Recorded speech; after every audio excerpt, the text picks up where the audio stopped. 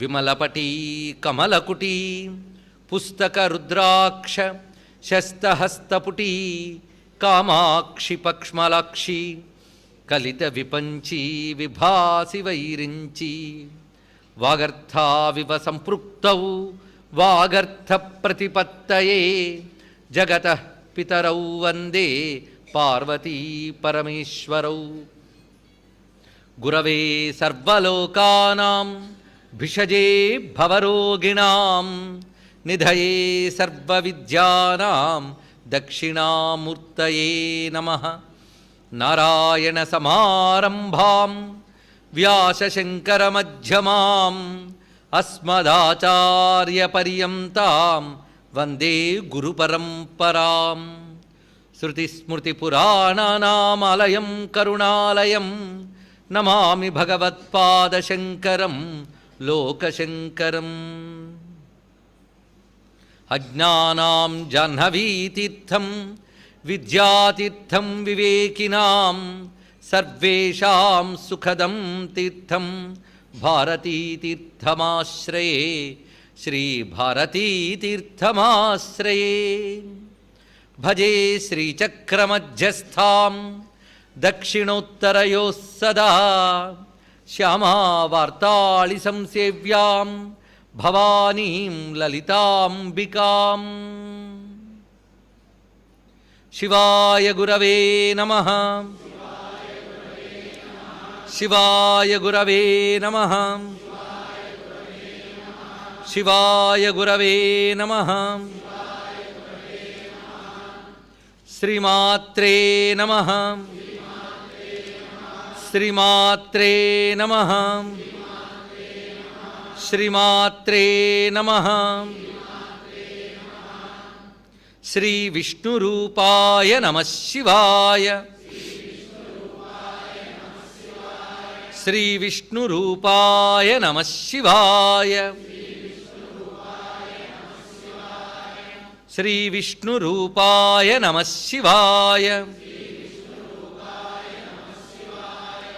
శ్రీమాతా శ్రీ మహారాజ్ఞి శ్రీమత్సింహాసనేశ్వరి. శ్రీమాతా శ్రీ మహారాజ్ఞి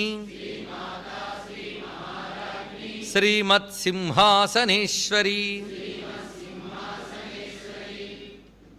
నమో మహద్భ్యో ఋషిభ్యో గురుభ్యో నమః. శ్రీ శారదాంబాయై నమః. శ్రీ చంద్రమౌళీశ్వరాయ నమః. శ్రీమజ్జగద్గురవే నమః. జగదంబామయమైన సభా సదస్సుకు సవనీయ నమస్సులు సమర్పణ చేసుకుంటూ వసిన్యాది వాగ్దేవతలు శ్రీ లలితా పరమేశ్వరి యొక్క అనుజ్ఞతో మనకు అనుగ్రహించిన శ్రీ లలితా సహస్రనామ స్తోత్రం అనబడే శాస్త్రాన్ని హయగ్రీవ స్వామి వారు అగస్త్యుల వారికి ఉపదేశిస్తున్నారు.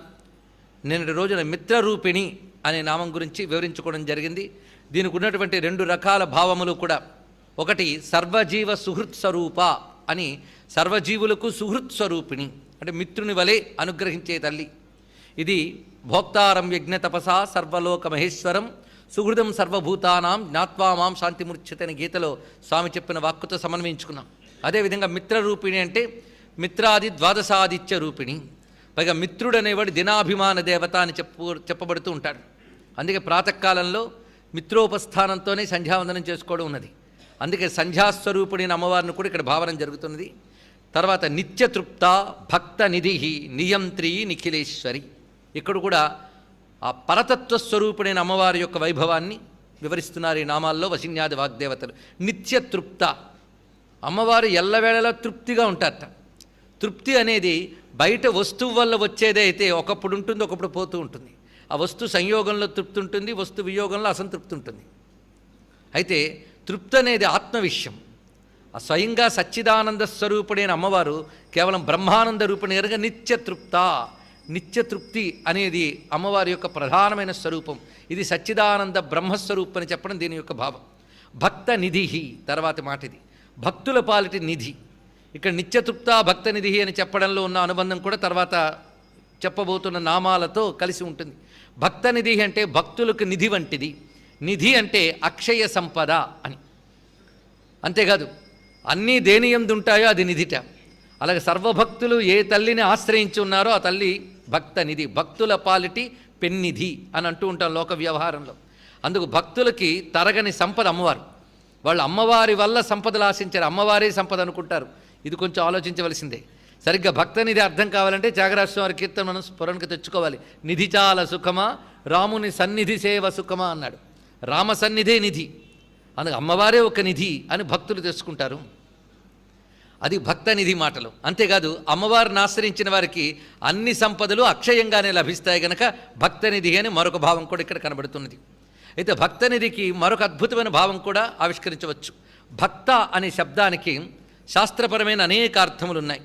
భక్త అంటే ఒక అర్థం ఏంటి అంటే భక్తులు, ఇంకొక అర్థం అనేది భక్తము అంటే భాగము అని అర్థం. భక్తి ప్రియాకి పాఠాంతరంలో భక్త ప్రియా కూడా ఉన్నది.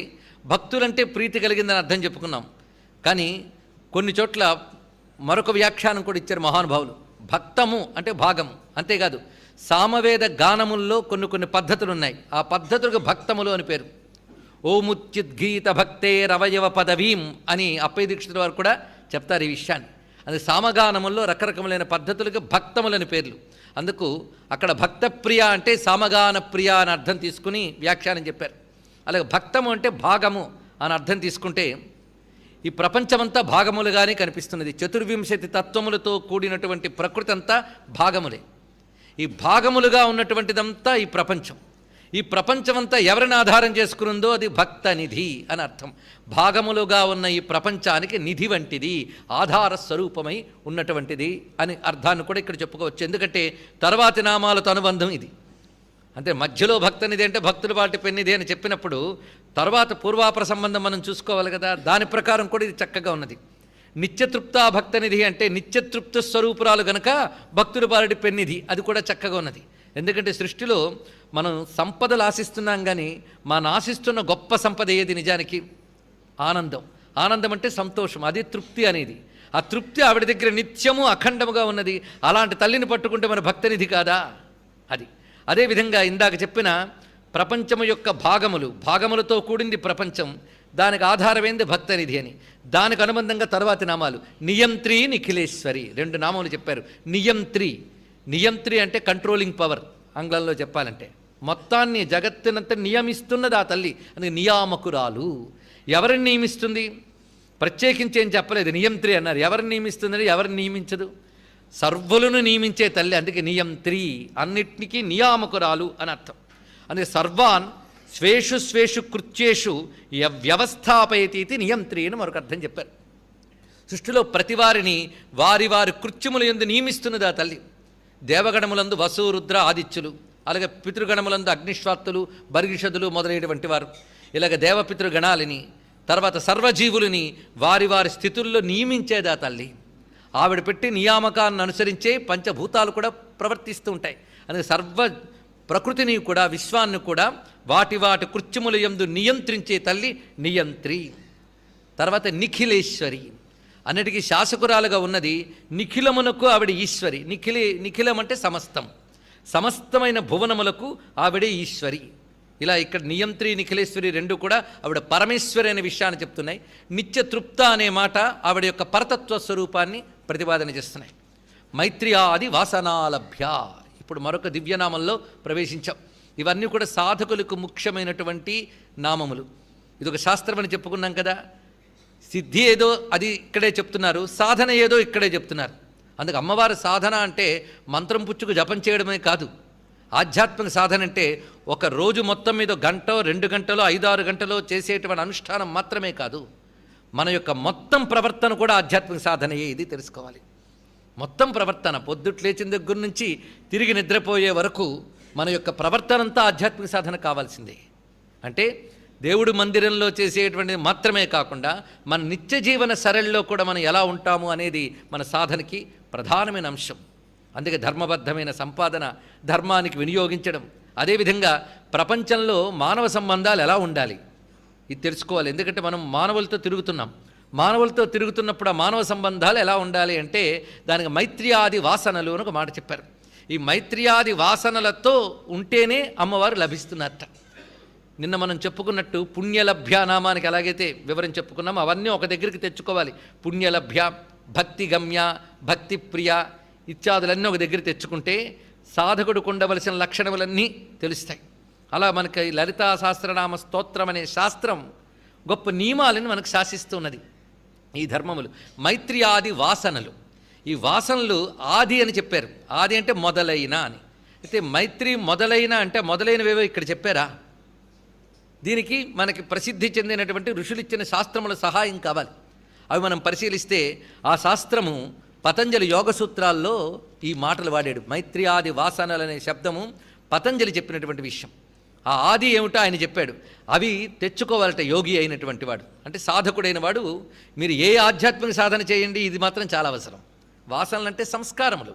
ఈ సంస్కారాలు అభివృద్ధి చేసుకోవాలి. ఎందుకు అభివృద్ధి చేసుకోవాలంటే చిత్తప్రసాదం కోసం అన్నాడు. చిత్తము ప్రసన్నమవ్వాలట. చిత్తము ప్రసన్నమైతేనే స్థితి నిలుస్తుంది. మనకి జ్ఞానము కానీ భక్తి కానీ ఉపాసన కానీ నిలబడాలంటే చిత్తం ప్రసన్నం కావాలి. చిత్తం ప్రసన్నం కావాలంటే మొత్తం ఈ సంస్కారములు ఉండాలట. మొత్తం 4 ఇవి. అవి వివరిస్తున్నారు మైత్రి ఆది. అవేమిటో పతంజలి భాషలోనే చూద్దాం.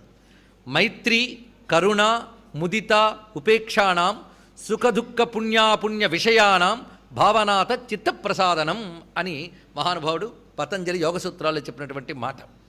ముందుగా ఈ 4 గుణములు తెచ్చుకోవటం. మైత్రి కరుణ ముదిత ఉపేక్ష. ఈ 4 ఉంటూ ఉంటే క్రమంగా మనకి సుఖదుఃఖ పుణ్యాపుణ్య ఈ ద్వంద్వములు ఎడల సమస్థితి అప్పుడు అలవాటు అవుతుంది. ఈ 4 లేకుండా ఎన్ని చేసినా ఆధ్యాత్మిక సాధనలు నిలబడలేం. ఇది అమ్మవారు అనుగ్రహం పొందడానికి ఉపాయం. నిజంగా ఇక్కడ కూర్చున్న వాళ్ళందరం దానికోసం కూర్చున్నాంగా. దేనికోసం? అమ్మవారు అనుగ్రహం. అయితే ఇది ఉండాలట. మైత్రి ఆది వాసనాలభ్య. ఇప్పుడు మైత్రి అంటే ఏమిటో వీటి గురించి వివరంగా ఇదే విషయాన్ని మనకు శాస్త్రాంతరంలో మరొక చోట చెప్తారు. మైత్ర్యాది చిత్త పరికర్మ విధాయ విద్యా క్లేశ ప్రహాణమిక లబ్ధ సబీజయోగా క్షాతించ సత్వపురుషాన్యతయాధిగమ్య వాంఛంతి తామపి సమాధిభృతో నిరోద్ధుం అని ఒక అత్యద్భుతమైన సాధనాక్రమం ఇందులో చెప్తున్నారు. ముందుగా మైత్ర్యాది సంస్కారముల చేత చిత్తాన్ని ప్రసన్నం చేసుకుంటే క్లేశములు దాటిపోతాంట. ఆ క్లేశములు దాటగానే మనకి సబీజ యోగం అప్పుడు సిద్ధిస్తుందట. సబీజ యోగము అంటే ఇంకా అప్పటికి నేననే భావనతో కూడినటువంటి సాధన అది సిద్ధిస్తుంది. క్రమక్రమంగా ఏం జరుగుతుందంటే ఐశ్వర్యతత్వం అవగతమై సమాధిలో నిలబడగలమన్నారు. అంటే మొత్తం ఆధ్యాత్మిక సాధనకి పునాది లాంటిది ఏమిటి? ఈ మైత్రి ఆది వాసనలు. దీని గురించే విద్యారణ్యుల వారు పంచదశలో చెప్తూ మైత్రీకరణ ముదిత ఉపేక్ష సద్వాసన పాఠవేన దుర్వాసన క్షయ సమ్యక్ భూయాత్ అనే విషయాన్ని చెప్పారు ఇక్కడ. ఈ మైత్రి ముదిత కరుణ ఉపేక్ష అనేటువంటి గుణముల వల్ల ఈ సద్వాసనల వల్ల దుర్వాసనలు పోతాయన్నాడు. దుర్వాసనలు దుష్ట సంస్కారములు పోవాలంటే ఇవి అభివృద్ధి చేసుకోవాలి. ఇవి నిజానికి అంతఃకరణ పరిశీలన చేసేవాళ్ళకండి. ఇవి చెప్తే నిద్రలు వస్తాయి తెలుసు నాకు. ఎందుకంటే మనకు కుంకుమలు పూజలు అయితే సరదా ఉంటుంది, కానీ ఇవి మాత్రం కష్టం. ఏదో కొంచెం కన్ను మూసినా ఈయన క్షమించలేంటే అనొద్దు. ఇది శాస్త్రం కనుక ఎంత గట్టిగా చెప్తాం. మైత్రి కరుణ ముదిత ఉపేక్ష అనేది ఎంత అద్భుతమైన భావం చూడండి. ఇది నిజానికి కేవలం ఆధ్యాత్మికతకే కాదు, జీవితంలో శాంతంగా బ్రతకాలనుకునే వాళ్ళందరికీ పనికొచ్చే అద్భుతమైన అంశములు ఇవి. ఇది నిజానికి ఈ రోజుల్లో పర్సనాలిటీ డెవలప్మెంట్ అని పెద్ద పెద్ద పాఠాలు చెప్తున్నారే, వాటిల్లో బోధించాలండి. ఇది వ్యక్తులతో ఎలా ప్రవర్తించాలనే దాన్ని 4 భాగములు చేసి చక్కగా చూపించారు. సాధారణంగా మనకి లోకంలో సంబంధం ఉన్న వ్యక్తులు 4 రకాలుగా ఉంటారు. ఒకరు మనతో సమాన స్థాయి వాళ్ళు, 2 మనకంటే గొప్పవారు, 3 మనకంటే తక్కువవారు, 4వది మనపై శత్రుతాభావం కలిగినటువంటి వారు. మనం శత్రువులు అనుకునేవారు లేదా మనల్ని శత్రువులు అనుకునేవారు ఎవరో ఒకరు. మొత్తానికి 4 రకాలు ఉంటారట. ఈ 4 రకాల వారితో ఎలా ప్రవర్తించాలో ఇక్కడ చూపిస్తున్నాడు. నీతో సమస్థాయి కలిగిన వారితో మైత్రీభావం కలిగి ఉండు. మొట్టమొదటి ఇది చూపిస్తున్నాడు. మనతో సమమైనటువంటి వయస్సు కానీ విద్య కానీ సంపద కానీ ఉంటే వారితో మైత్రీభావం కలిగి ఉండాలి. అంతేగాని వారి పట్ల అసూయలు ఈర్ష్యలు ద్వేషాదులు పెంచుకోరాదు. మైత్రీభావం. 2 మనకంటే ఎవరైనా గొప్ప కీర్తి మొదలైన సంపాదించినట్లయితే ఏవైనా ఏదో రంగంలో అప్పుడు వారిని చూసి ముదితాభావంతో ఉండాలట, సంతోషించాలి అన్నాడు ఇక్కడ. మనకంటే తక్కువ స్థాయి వారు ఎవరైనా కనిపిస్తే వాళ్ళ పట్ల కరుణ అనే భావాన్ని చూపించాలి. కరుణ అంటే పరదుఃఖ అసహిష్ణుత అని నిర్వచనం చూపించారు. అవతల వాళ్ళ యొక్క దైన్యాన్ని చూసి తట్టుకోలేక కరిగిపోయే గుణం కరుణ, అది చూపించాలి. ఆ కరుణతో వారికి సాయపడాలి. ఇది మూడవది. ఇక నాలుగవది, మనమంటే పడని వారు ఉన్నారే, వారి పట్ల ఉపేక్ష. అసలు వారిని మనస్సులోకి ఆలోచన రానియకుండా ఉపేక్షించాలి, అంతే. ఈ 4 గుణాలు తెచ్చుకుంటే చిత్తానికి ప్రసన్నతా లక్షణమని ఏర్పడుతుందట. నిజానికి మనస్తత్వ శాస్త్రం గురించి మన ఋషులు ఎంత శోధించి సాధించి పెట్టారో ఇప్పుడు అర్థం చేసుకోండి. ఇక్కడ నిజానికి ఈ సైకలాజికల్ డిజార్డర్స్ ఉన్నాయే, అవన్నీ పోగొట్టడానికి మార్గము ఆధ్యాత్మిక మార్గం. అందుకే ఆధ్యాత్మిక మార్గం ఎప్పుడూ అన్ని రకాల పాడైపోయిన తర్వాత మొదలు పెట్టాల్సింది కాదు.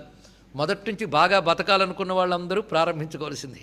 అందుకే ఇలాంటివి మొదటి నుంచి పిల్లలకి నేర్పేమనుకోండి, అందున ఈ పోటీ ప్రపంచంలో ఇలాంటి సంస్కారములు నేర్పితే వాళ్ళ మనస్సు ముందు శాంతిస్తుంది. ఎందుకంటే ఎంత సంపాదించినా అశాంతస్య కుతసుఖం అన్నారు ఇక్కడ. శాంతి లేనిప్పుడు సుఖమేమున్నది? అందుకే చిత్తప్రసన్నత అనేది గొప్ప గుణం. అందుకు ఆ యోగ శబ్దములు చాలా విశేషంగా ఉంటాయి. మహానుభావుడు పతంజలి చెప్పినటువంటి యోగ సూత్ర అంశాన్ని ఇక్కడ వశిన్యాది వాగ్దేవతలు గుర్తు చేస్తున్నారు మనకి. అందుకు మైత్ర్యాది వాసనాలభ్య, మైత్రి, ముదిత, కరుణ, ఉపేక్ష అనబడేటువంటి వాసనలు కలిగిన వారికి లభిస్తుంది. హఠాత్తుగానంటే క్రమముగా అని అర్థం ఇక్కడ. అలాంటి సంస్కారములు కలిగి అప్పుడు జపము, తపము, సాధన చేస్తూ లేదా జపతప సాధనలు చేస్తూ ఈ సంస్కారాలను అభివృద్ధి చేసుకుంటూ, అంతేగాని ఇది అయ్యాక చూద్దానంటే మహా కష్టం. రెండూ కలిపి సాగించుకుంటూ ఈ సంస్కారములు అభివృద్ధి చేసుకోవాలి. ఇది ఇందులో చెప్తున్న గొప్ప విషయం. ఇది తర్వాత మహాప్రళయ సాక్షిణి, ఇది గొప్ప నామం ఇది ఇక్కడ. అయితే భక్తుడికి ఉండవలసిన లక్షణాల్లో ఇదే విషయాన్ని గీతలో కూడా స్వామి చెప్పారు. అద్వేష్ట సర్వభూతానాం మైత్ర కరుణయేవచ. ఎందుకంటే ఆధ్యాత్మిక శాస్త్రం ఎక్కడైనా ఒకే గొంతు, అదే వివరిస్తున్నది. ఇప్పుడు మహాప్రళయ సాక్షిని, మహాప్రళయానికి ఆవిడ సాక్షినిట. ఇది మనం మహేశ్వర మహాకల్ప మహాతాండవ సాక్షిని అనే మాట దగ్గర కూడా వివరించుకోవడం జరిగింది. మళ్ళీ ఇక్కడ కూడా స్మరణలోకి వస్తున్నది. మహాప్రళయంలో జగత్తంతా లయమైపోయింది. ఎక్కడ లయమైపోయింది? పరమాత్మ యందు. అప్పుడు మిగిలింది ఎవరు? పరమాత్మయే. అన్నీ దేని యందు లయమయ్యాయో అది మిగిలిందిగా. ఆ దేని యందు లయమైందో అదే అమ్మ. అందుకే మహాప్రళయ సాక్షిని. ఆ స్థితిలో ఆవిడ సాక్షినిగా చూస్తోందిట. శంకర భగవత్పాదుల వారు ఇదే మాటని తీసుకుని భ్రశ్యత్ దేవగణం త్రసన్ మునిగణం నశ్యత్ ప్రపంచం లయం పశ్యన్ నిర్భయ ఏక ఏవ విహరత్యానంద సాంద్రో మహాన్ అంటారు శివానంద లహరిలో. ఆ ప్రళయకాలంలో దేవతలు గడగడ వణుకుపోతుంటారట. అది వాళ్ళకి లయమే. అటువైపు వాళ్ళు భ్రశ్యత్ దేవగణం త్రసన్ మునిగణం, మునులు భయపడిపోతుంటారు. మార్కండేయాదులు కూడా ఆ ప్రళయ స్థితిలో భయపడ్డారు. అందుకే త్రసన్ మునిగణం నశ్యత్ ప్రపంచం లయం, ప్రపంచమంతా లయమైపోతుంది. అలాంటి స్థితిలో నిబ్బరంగా నిలిచినవాడు ఒక్కడేట. పశ్యన్ నిర్భయ ఏక ఏవ విహరత్యానంద సాంద్రో మహాన్ అన్నారు ఇక్కడ. ఆనంద సాంద్రుడే ఒక్కడే ఉన్నట్టు ఆ సమయంలో. అందరూ భయపడుతుంటే ఆయన ఒక్కడే. ఎందుకంటే ఆయనకి నాశనం లేదు, అన్నిటినీ తనలో లయం చేసుకునేవాడు అంటూ స్వామి ఇటువంటి ధైర్యం ఆత్మనస్థితిరయం అని గొప్ప మాట అంటారు శంకరులు అక్కడ. ఇటువంటి ఆత్మస్థితి ఎవరికి ఉంటుంది అంటే ఆత్మస్థితి అదే అనమాట. ఆత్మస్థితి ఏది? మహాప్రళయ సాక్షి. ప్రళయము ఉపాధులకే తప్ప ఆత్మకి లేదు కదా. అందుకు ఆత్మస్వరూపిణి అమ్మవారు ఉన్నారు. ఇవన్నీ లయించుతూ ఉంటే నశించే లక్షణం అనేది నశించి తీరుతుంది. కనుక వాటి సాక్షిగా చూస్తున్నది వీటన్నిటినీ కూడా. అలా మహాప్రళయ సాక్షిని అంటే అమ్మ యొక్క శాశ్వతత్వాన్ని చెప్తున్నారు. ఇక్కడ ఒక అద్భుతమైన భావం గురుకుల అనేటువంటి గ్రంథంలో కనబడుతుంది. సురేంద్ర రుద్ర పద్మదాచ్యుతాదయోపి ఏ మృతేర్వశం వదా నతే స్త్రియ సువాసిని పదస్పృశ మహేశ్వరస్య మృత్యుఘస్మరస్య సాక్షిణీతు యా సుమంగళీ రియం వధూరిమాం సమేత పశ్యత. ఇది వేదమంత్రం ఒకటి ఉన్నది, సుమంగళీ రియం వధూరిమాం సమేత పశ్యత అని. ఆ మంత్రం తీసుకుని శ్లోకంలో అద్భుతంగా చెప్తోంది శాస్త్రం. ఈ సుమంగళీ వధు అంటే ఎవరు? అమ్మవారు. అసలు సుమంగళి అనగానే అందరూ గుర్తొచ్చేది ఎవరు సాధారణంగా? గౌరీదేవే కదా. అందుకే ఆ తల్లిని వివాహ సమయంలో కూడా ఆరాధన చేస్తారు. ఎందుకంటే సౌమాంగళ్యం అభివృద్ధి చెందడం కోసం. ఆవిడికి సుమంగళి అని ఎందుకయ్యా పేరు వచ్చింది అంటే చెప్తున్నాడు. ఈ సురేంద్రాది దేవతలందరూ, ఇంద్రాది దేవతలందరూ మహాప్రళయ కాలంలో మృత్యువశం వదాహ, మృత్యువుకు లోనైపోతుంటారట. అందుకే వాళ్ళ భార్యలు ఎవరికి పేర్లు పెట్టలేట. కావాలంటే దీర్ఘ సువాసనలే కానీ నిత్య సువాసన అనడానికి లేదు అక్కడ.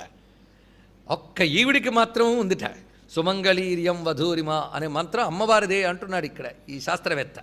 ఎందుకు అలా ఉన్నది అంటే ఆ సమయంలో ఆయన ఒక్కడే ఉంటాడు కనుక అని.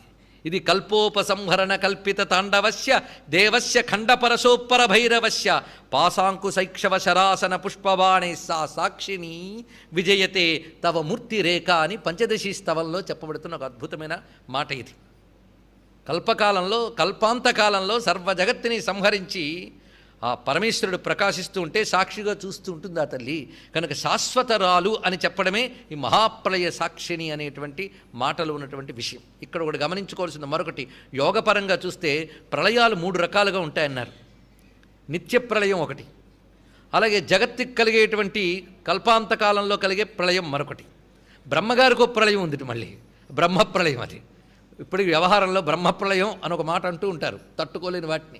బ్రహ్మప్రళయం అంటే బ్రహ్మగారికి 100 కల్పాలు అయిపోతే ఆయనకు ప్రళయం. ఈ బ్రహ్మప్రళయం ఎలా ఉంటుందో చూడాలంటే బ్రహ్మగారు ఉండట.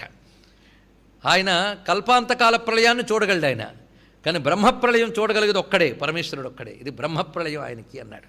ఇలా మనకి మామూలుగా నిత్యప్రళయం, నిత్యప్రళయాన్ని అంటే నిద్ర నిత్యప్రళయం అంట. నిద్ర నిత్యప్రళయమే మనకు రోజు కూడా కాదా. ఎక్కడున్నామో ఏమిటో ఉపాధి చైతన్యం అంతా ఎక్కడో లయమైపోతుంది కదా. ఎంత బాగా లయమైపోతుంది, బాగా లయమవుతుంది కనుక ప్రళయం. ప్రళయం అంటే నాశనం కాదు, బాగా లీనమగుట అని అర్థం.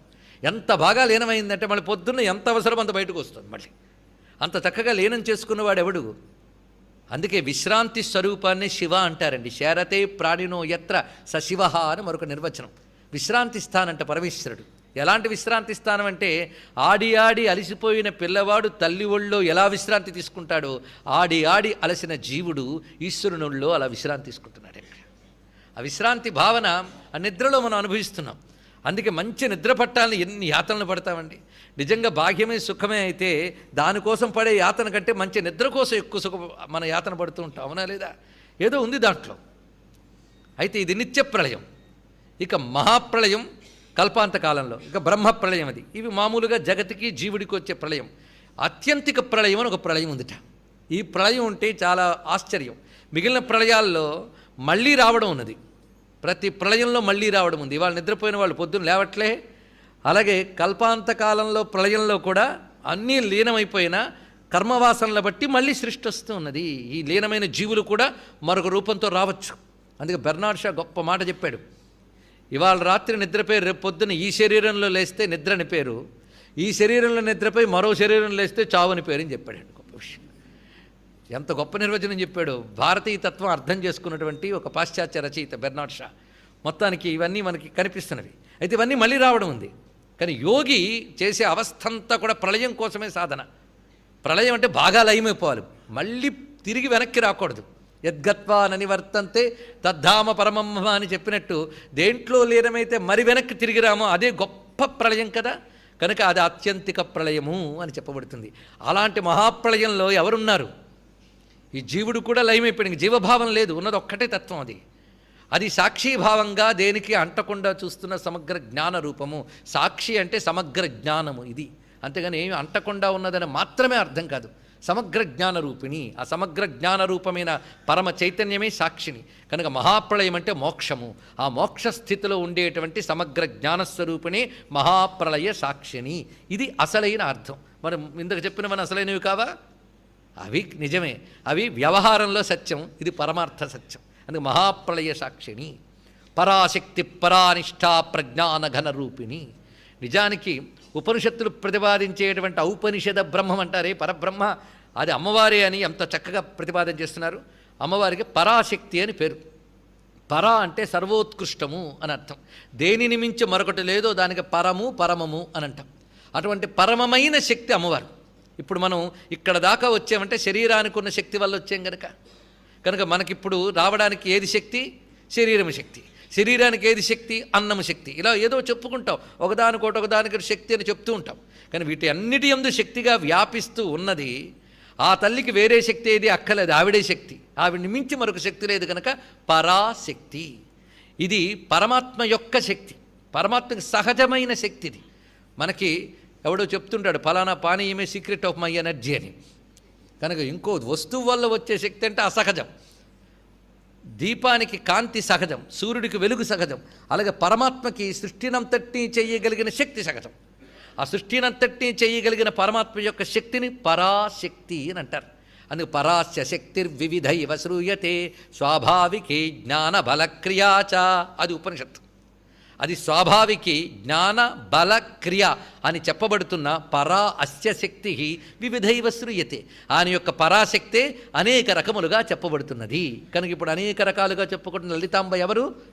పరాశక్తి అని. అందుకు పరా అస్య శక్తి అని చెప్తూ. అయితే పరాశక్తి అంటే మన లోపలి ఆత్మ వస్తువుట. ఇది ఎలా చూడాలో చెప్తున్నాడు. పరాశక్తి దానికి అద్భుతమైన నిర్వచనం శాస్త్రం ఇచ్చింది. మనకి 9 ధాతువులు ఉంటాయి శరీరంలో. సరిగ్గా గట్టిగా పట్టుకుంటే 7 చెప్పారు కదండి అని అనాలి కదా. మరి 9 ఇప్పుడు ఎందుకు చెప్తున్నారు? అది నవభిరపి మూల ప్రకృతిభి అన్నారు ఎవరు? శంకర భగవత్పాదులు వారు సౌందర్యలహరిలో. మరి నవాభరణాలకి మనలో శరీరంలో నవధాతువులకి సమన్వయం చేశారు ఆ మహానుభావుడు. ఈ నవధాతువులు ఉంటాయట ప్రతి వారిలో. ఇందులో 5 ధాతువులు అమ్మవారి యొక్క స్వరూపము, 4 ధాతువులు శివస్వరూపము. ఇవన్నీ కలిస్తేనే శ్రీచక్రము, ఇవన్నీ కలిస్తేనే శరీర చక్రం. అందుకే నవభిరపి మూల ప్రకృతిభి అన్నప్పుడు శంకరులు అందించిన సూచన మనలో ఉన్న 9 ధాతువులు ఏంటో చెప్తున్నారు. త్వగశృంమాంసమేదోస్తి ధాతవ శక్తిమూలకా మజ్జా శుక్ల ప్రాణజీవధాతవ శివమూలకా. ఇందులో మనం చెప్పుకుంటున్నప్పుడు త్వక్ అంటే చర్మము, తర్వాత రక్తము, మాంసము, మేధస్సు, తర్వాత అస్థి, ఈ 5 ధాతువులు చెప్పుకొని ఇంకా 2 ఉన్నాయి మజ్జా శుక్లము. ఎన్నయ్యా 7 ధాతువులు. ఇవి కాక మరొక 2 ధాతువులు ఉన్నాయటండి. అవి ప్రాణ జీవ అని చెప్పబడుతుంటాయి. ప్రాణము జీవ అంటే శ్వాసరూపమైనటువంటిది ప్రాణము. మనలో చేతనారూపమైనది జీవ. చేతనారూప చైతన్యాన్ని అనలేచ్చండి. చైతన్యానికి చేతనకి భేదం ఉందని చెప్పుకున్నాం. కనుక చేతనారూపమైన జీవము, శ్వాసరూపమైన ప్రాణము, ఈ 2 సూక్ష్మధాతువులు ఇవి. కనుక మామూలుగా శరీరంలో ఉండేటువంటి ధాతువులుగా చెప్పేటప్పుడు 7 చెప్పినప్పటికీ ఇవి కూడా ధాతువుల కిందే చెప్తారు. ఇందులో 5 ధాతువులు శక్తి మూలకములు అన్నారు. అవేంటంటే చర్మము, రక్తము, మాంసము, మేధస్సు, అస్థి. ఇవి వ్యక్తమైన ధాతువులు కనుక వీటికి శక్తి మూలకములు అన్నారు. ఇక మజ్జా శుక్లము వాటికంటే సూక్ష్మమైన కొంతమేరకు సరిపోతుంది. ఇవి శివధాతువులట. ఇవి కాక మరొక 2 చెప్పారు ప్రాణ జీవ. ఇవి 4, అవి 5 కలిపితే ఎన్నయ్యే 9. ఇప్పుడు నవావరణ చక్రం ఎక్కడుంది? శరీరంలోనే తీసుకోమన్నాడు. ఇక్కడ ఈ 9ంటిని నడిపేది ఒకటి ఉందిటండి. ఈ 9ంటికి మూలమైనది ఒకటి ఉందిట. నవధాతురయం దేహో నవయోని సముద్భవ. ఈ శరీరం మొత్తానికి ఏమైంది? నవధాతుమయమైనటువంటిది ఈ దేహం. అలాంటి ఈ 9 ధాతువులు పనిచేయడానికి ఒక ధాతువు పనికొచ్చింది. ఆ ధాతువుని చిచ్చక్తి అంటారు. చిచ్చక్తి చేతనారూప దగ్గరికి వెళ్ళదు. ఇప్పుడు దాన్ని చిద్ధాతువు అని వ్యవహారం కూడా ఇస్తుంది శాస్త్రం మరొక చోట. ఆ చిత్ అనబడేటువంటి పరమేశ్వర చైతన్యం, దానిని దశమీధాతు రేకైవ, దాన్ని 10వ ధాతువు అంటారు. ఈ 10వ ధాతువుకే పరాశక్తి రితీర్యతే. ఈ 10వ ధాతునే పరాశక్తి అంటారు. ఇప్పుడు స్పష్టమైపోయింది కదా. మిగిలినటువంటి 9 మార్పులు చెందుతాయి, కానీ ఇది ప్రధానం. పరాశక్తి అంటే ఇది. కనుక పరాశక్తి ఏది? అది వస్తువు కాదు. ప్రాణము వలె శ్వాస వలె కూడా చెప్పబడదు. కనుక పరాశక్తి అంటే చిచ్చక్తి. మనలో ఆత్మ ఉన్నది, ఈశ్వర స్వరూపం, దాని యొక్క శక్తి చిచ్చక్తి. ఆ చిచ్చక్తే విస్తరించి మనలో 9 రూపములుగా నడుపుతూ ఉన్నది. ఇది తెలుసుకోవాల్సింది. కనుక 9 ధాతువులకి మూలధాతువు ఆ తల్లి. ధాతువు అంటేనే మూల పదార్థం. మూలానికి కూడా మూలమై ఉంది కనుక చిద్ధాతువు ఆవిడ. మిగిలినటువంటి ధాతువులు శరీరంతో పాటు పోతాయి మనకి, కానీ ఈ ధాతువు పోదు. ఈ ధాతువే ఉంటుంది. ఈ ధాతువే వీడిని వాసనారూపంగా తీసుకుని మరొక శరీరంలో ప్రవేశింపజేస్తుంది. అసలు 3 శరీరములు నశించాక వీడు ఈ ధాతువు సాయంతోనే పరతత్వంలో లీనమవుతున్నాడు. ఇది తెలుసుకోవాల్సింది. కనుక మహాప్రళయ సాక్షినిగా ఉండే ధాతువు ఇది. మహాప్రళయంలో ఇదివరకు చెప్పుకున్న సర్వధాతువులు పోతున్నాయి, కానీ ఈ శక్తి మాత్రం ఉంటుంది. అందుకు ఇప్పుడు స్పష్టమైపోయింది కదా పరాశక్తి అంటే ఏమిటో. అందుకు అసలు ఆ ధాతువుని తెలుసుకుంటే ఆ ధాతువు వల్లే మిగిలిన 9 ధాతువులు నడుస్తూ ఉన్నాయి. అది ఇక్కడ తెలుసుకోవాల్సిన అంశం. కనుక 9 ధాతువుల్లో ఉన్నది ఈ ధాతువు యొక్క శక్తే, అందులో సందేహం లేదు.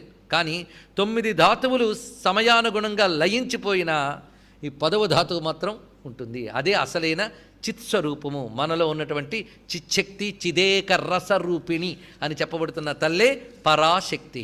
కనుక దశమీ ధాతు రేకైవ పరాశక్తి రితీర్యతే అని పరాశక్తి నామానికి ఇచ్చిన నిర్వచనం. ఇవన్నీ కూడా శాస్త్రీయమైన అర్థములు ఒక్కొక్కదానికి.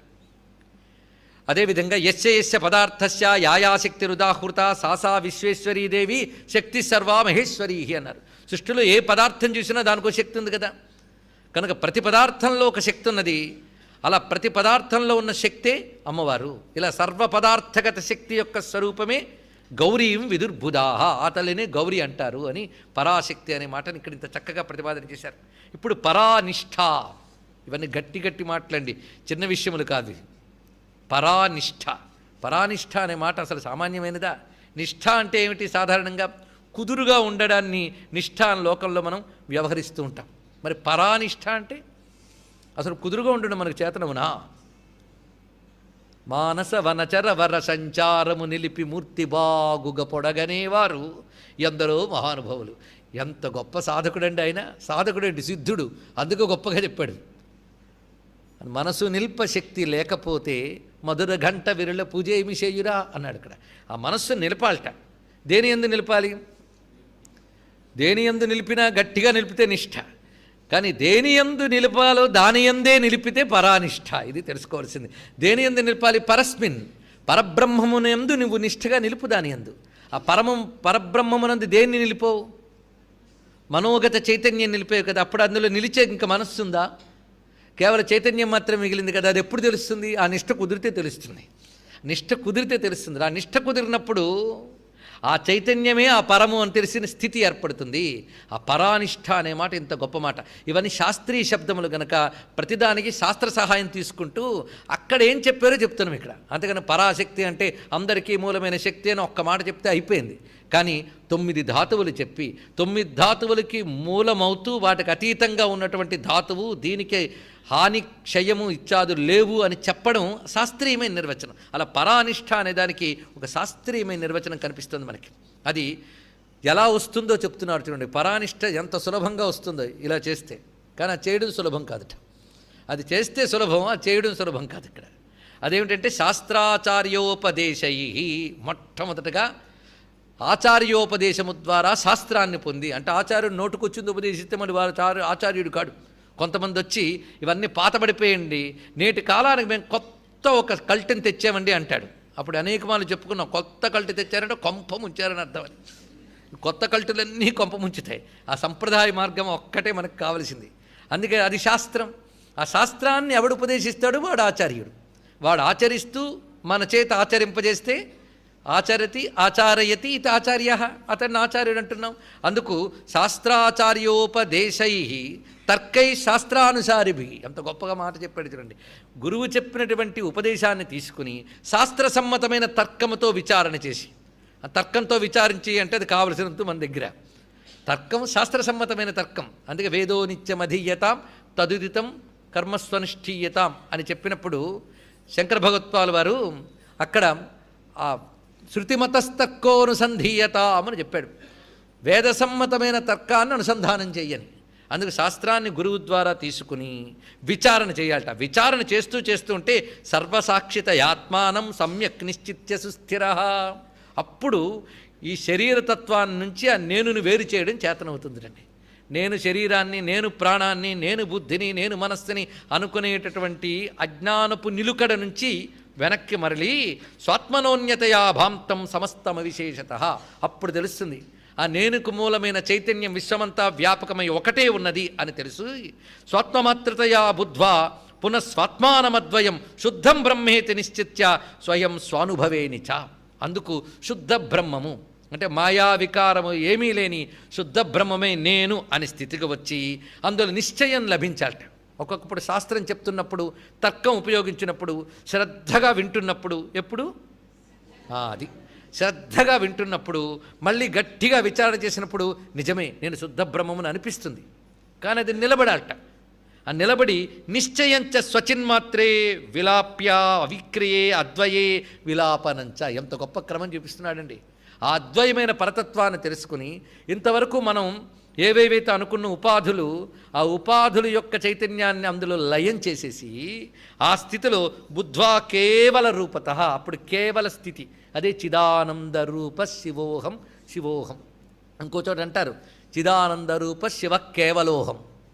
కేవల ఇంకేమి లేదు అదే నేను అని స్వయం తిష్టేదయం సాక్షాత్ బ్రహ్మవిత్ ప్రవరో ముని. అప్పుడు ఆ స్థితిలో నిలిచిపోతాడవడు బ్రహ్మవేత్త. ఈదృశీయం అలా నిలిచిపోయిన స్థితిని ఈదృశీయం పరానిష్ఠ శ్రౌతి స్వానుభవాత్మిక. అది పరానిష్ఠ శబ్దానికి నిర్వచనం ఇంత శ్లోకంట. కనుక పరానిష్ఠ ఏంటి? ఉపాధి తాదాత్మ్యములన్నీ విడిచిపెట్టి స్వచైతన్యము శుద్ధ బ్రహ్మమే అని తెలిసిన స్థితిని పరానిష్ఠ అంటారు.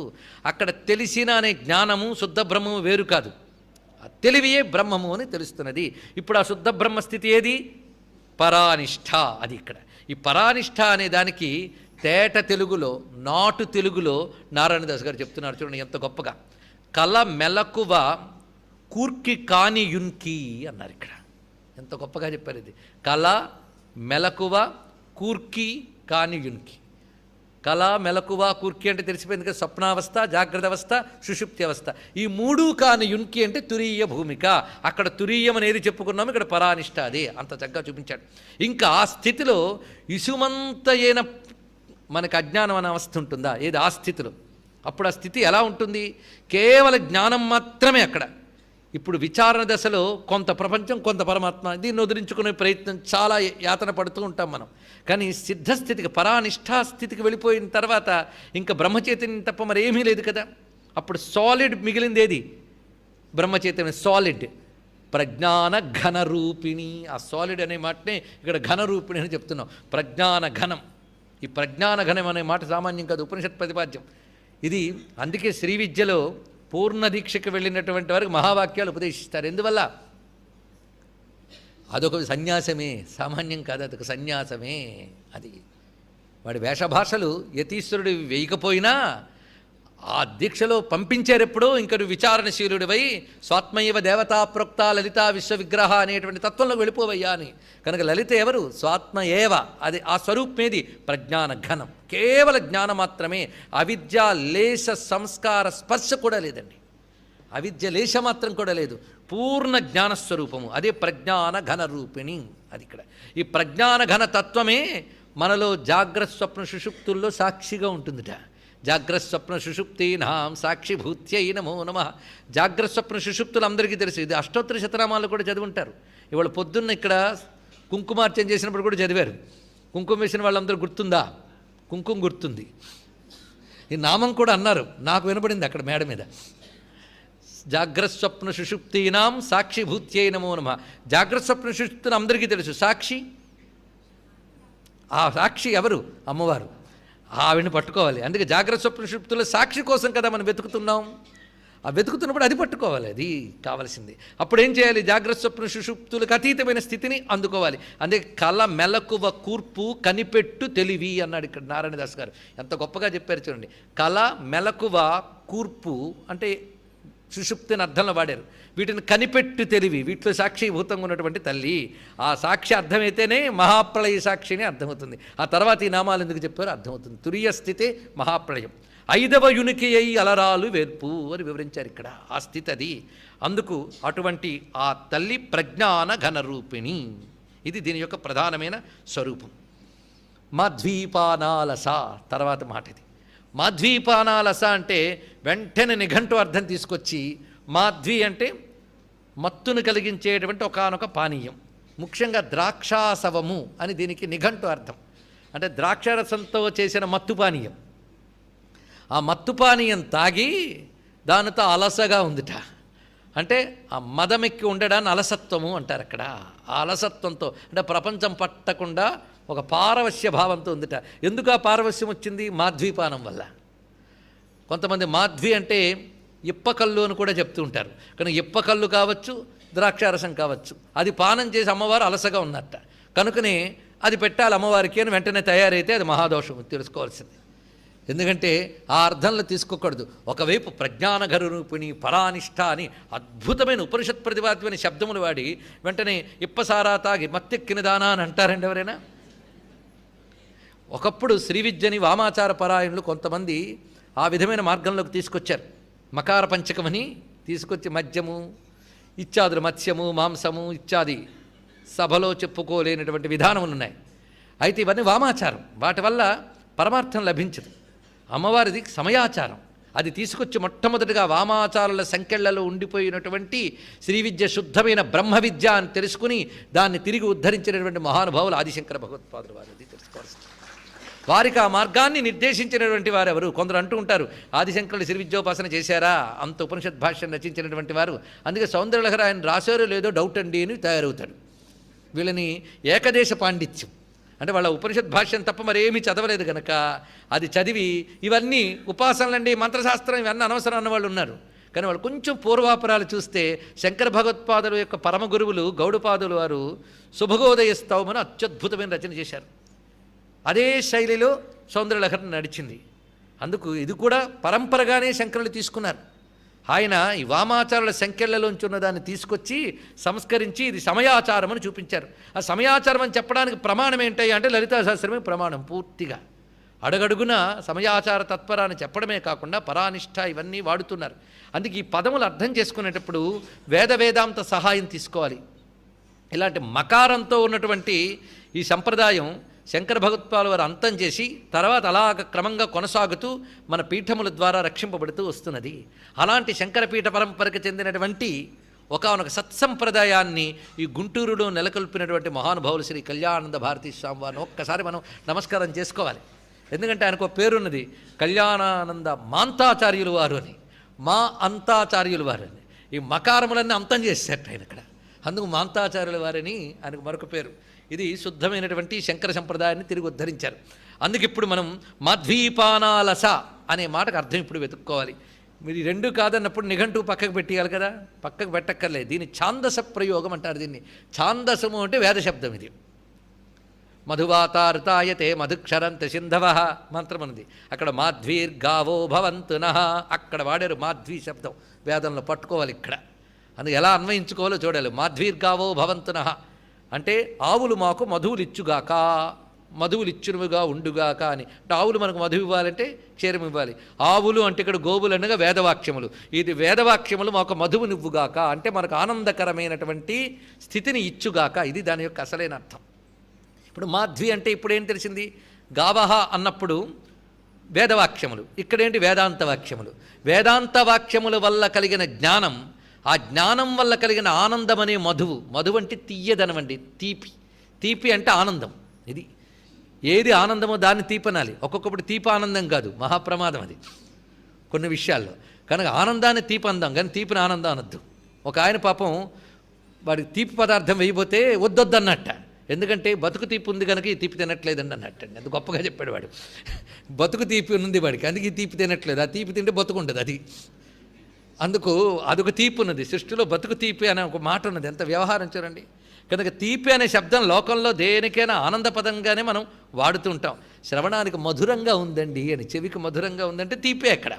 అంతేగాని నాకు షుగర్ ఉంది కనుక మంచి శబ్దం విన్నంటామా, అది ప్రమాదకరం కాదు, ఆనందకరం అని అర్థం ఇక్కడ. కనుక తీపి అంటే ఏమిటి? ఆనందం. కనుక మాధ్వి అంటే ఇప్పుడు అర్థం ఏమైంది? జ్ఞానము వల్ల కలిగినటువంటి ఆనందం. దీని పేరే బ్రహ్మానందం, సచ్చిదానందం. ఈ బ్రహ్మానంద పానము అంటే అనుభవం. బ్రహ్మానంద అనుభవం వల్ల వచ్చిన పారవశ్య స్థితే మాధ్వీపానాలస. ఇది దీని యొక్క అర్థం. బ్రహ్మానంద పారవశ్యంలో అమ్మవారు ఉన్నారు. ఎప్పుడు ఆవిడ స్థితి బ్రహ్మానంద స్థితి. లోకంతో ఏం పట్టుకున్నా దీని బ్రహ్మానందం లేదు. ఇది బ్రహ్మానందం తప్ప ఇంకోటి లేదు. మనం చెప్పుకున్నాం, ఇది బ్రహ్మానందం, జడానందం, అది బ్రహ్మానందం, చిదానందం. కనుక చిదానంద బ్రహ్మానంద పారవశ్య స్థితి మాధ్వీపాన అలస. ఇక్కడ బాహ్య విషయ వైముఖ్యం అన్నారు. ఇక్కడ అలస శబ్దానికి అర్థం అంటే బాహ్య విషయములతో ఇంకా విముఖత్వ, దాని పట్ల పట్టదు. చూడండి, బాగా మత్తు పట్టిన వాడికి బయట ఏం జరుగుతుందో అసలు ఏమీ తెలియదు. అలాగే బ్రహ్మానంద పారవశ్యానికి వెళ్ళిన వాడికి బహిర్ముఖ దృష్టి ఉండదు. అదే అలస అనే మాటలో ఉన్నటువంటి అర్థం. మాధ్వీపాన అలస. అలాంటి అలసా స్థితి ఇవాళ ఉండి రేపు పోయింది కాదు, ఎప్పుడు ఉంటుందట. అందుకే మత్తా అన్నారు ఇక్కడ. మత్త అంటే మదము, మదమిక్కుట అంటే పారవశ్యము. ఇదే అర్థం. నీకు సరి అయిన అర్థం ఇదే. అంతేకాదు, మత్త అనే శబ్దం బాగా ఆలోచించవలసిన ఒక అద్భుతమైన శబ్దం. మత్ ప్రత్యయం అని అంటారు. మత్ ప్రత్యయం అంటే అహంకారం, అహం అనే దాన్ని తెలుస్తుంది. అందుకు మత్త అంటే అహం రూపిణి, అహం రూప బ్రహ్మముగా ఉన్నది, అహం బ్రహ్మాస్మి అనే స్థితిని తెలియజేస్తున్నట్టు మాట ఇది. ఇప్పుడు అహం కదా మత్త అన్నప్పుడు ఏమైంది? అహం రూపస్వరూపాన్ని తెలియజేస్తున్నది. మత్త అంటే పారవశ్యం అనొకటి, అహం బ్రహ్మాస్మి అనే స్థితి. నేనే బ్రహ్మం అంటే అంత బాగుంటుందండి. నేనే రాజునంటేనే ఇంత మదం వస్తుంది, నేను సంపన్నుడంటేనే ఇంత మదం వస్తుంది, నేనే బ్రహ్మం అనే స్థితి ఇంకెంత మదంగా ఉంటుంది. ఈ మదం ప్రమాదకారి, ఆ మదం ఆనందకారి. ఆ మదం ఎంత బాగుంటుంది, నేనే బ్రహ్మం అనే స్థితి, అహం బ్రహ్మాస్మి స్థితి. అక్కడ అహం అనే స్థితి మత్త అనే దాని నుంచి మనం స్వీకరించవచ్చు. అలానే అహం అనే మాటకు వద్దాం. ఇప్పుడు మొదటి అక్షరం ఏంటి? ఆ. తర్వాత అక్షరం హ. ఈ రెండింటిని తీసుకుంటే అక్షరాల్లో మొదటి అక్షరం అకారం, చివరి అక్షరం హకారం. ఆ అహ, మధ్యలో మిగిలిన అక్షరములన్నీ ఉన్నాయి కదా. ఇప్పుడు హా పక్కన ఒక నాదం పెట్టాలి, మనం అని పెట్టాలట.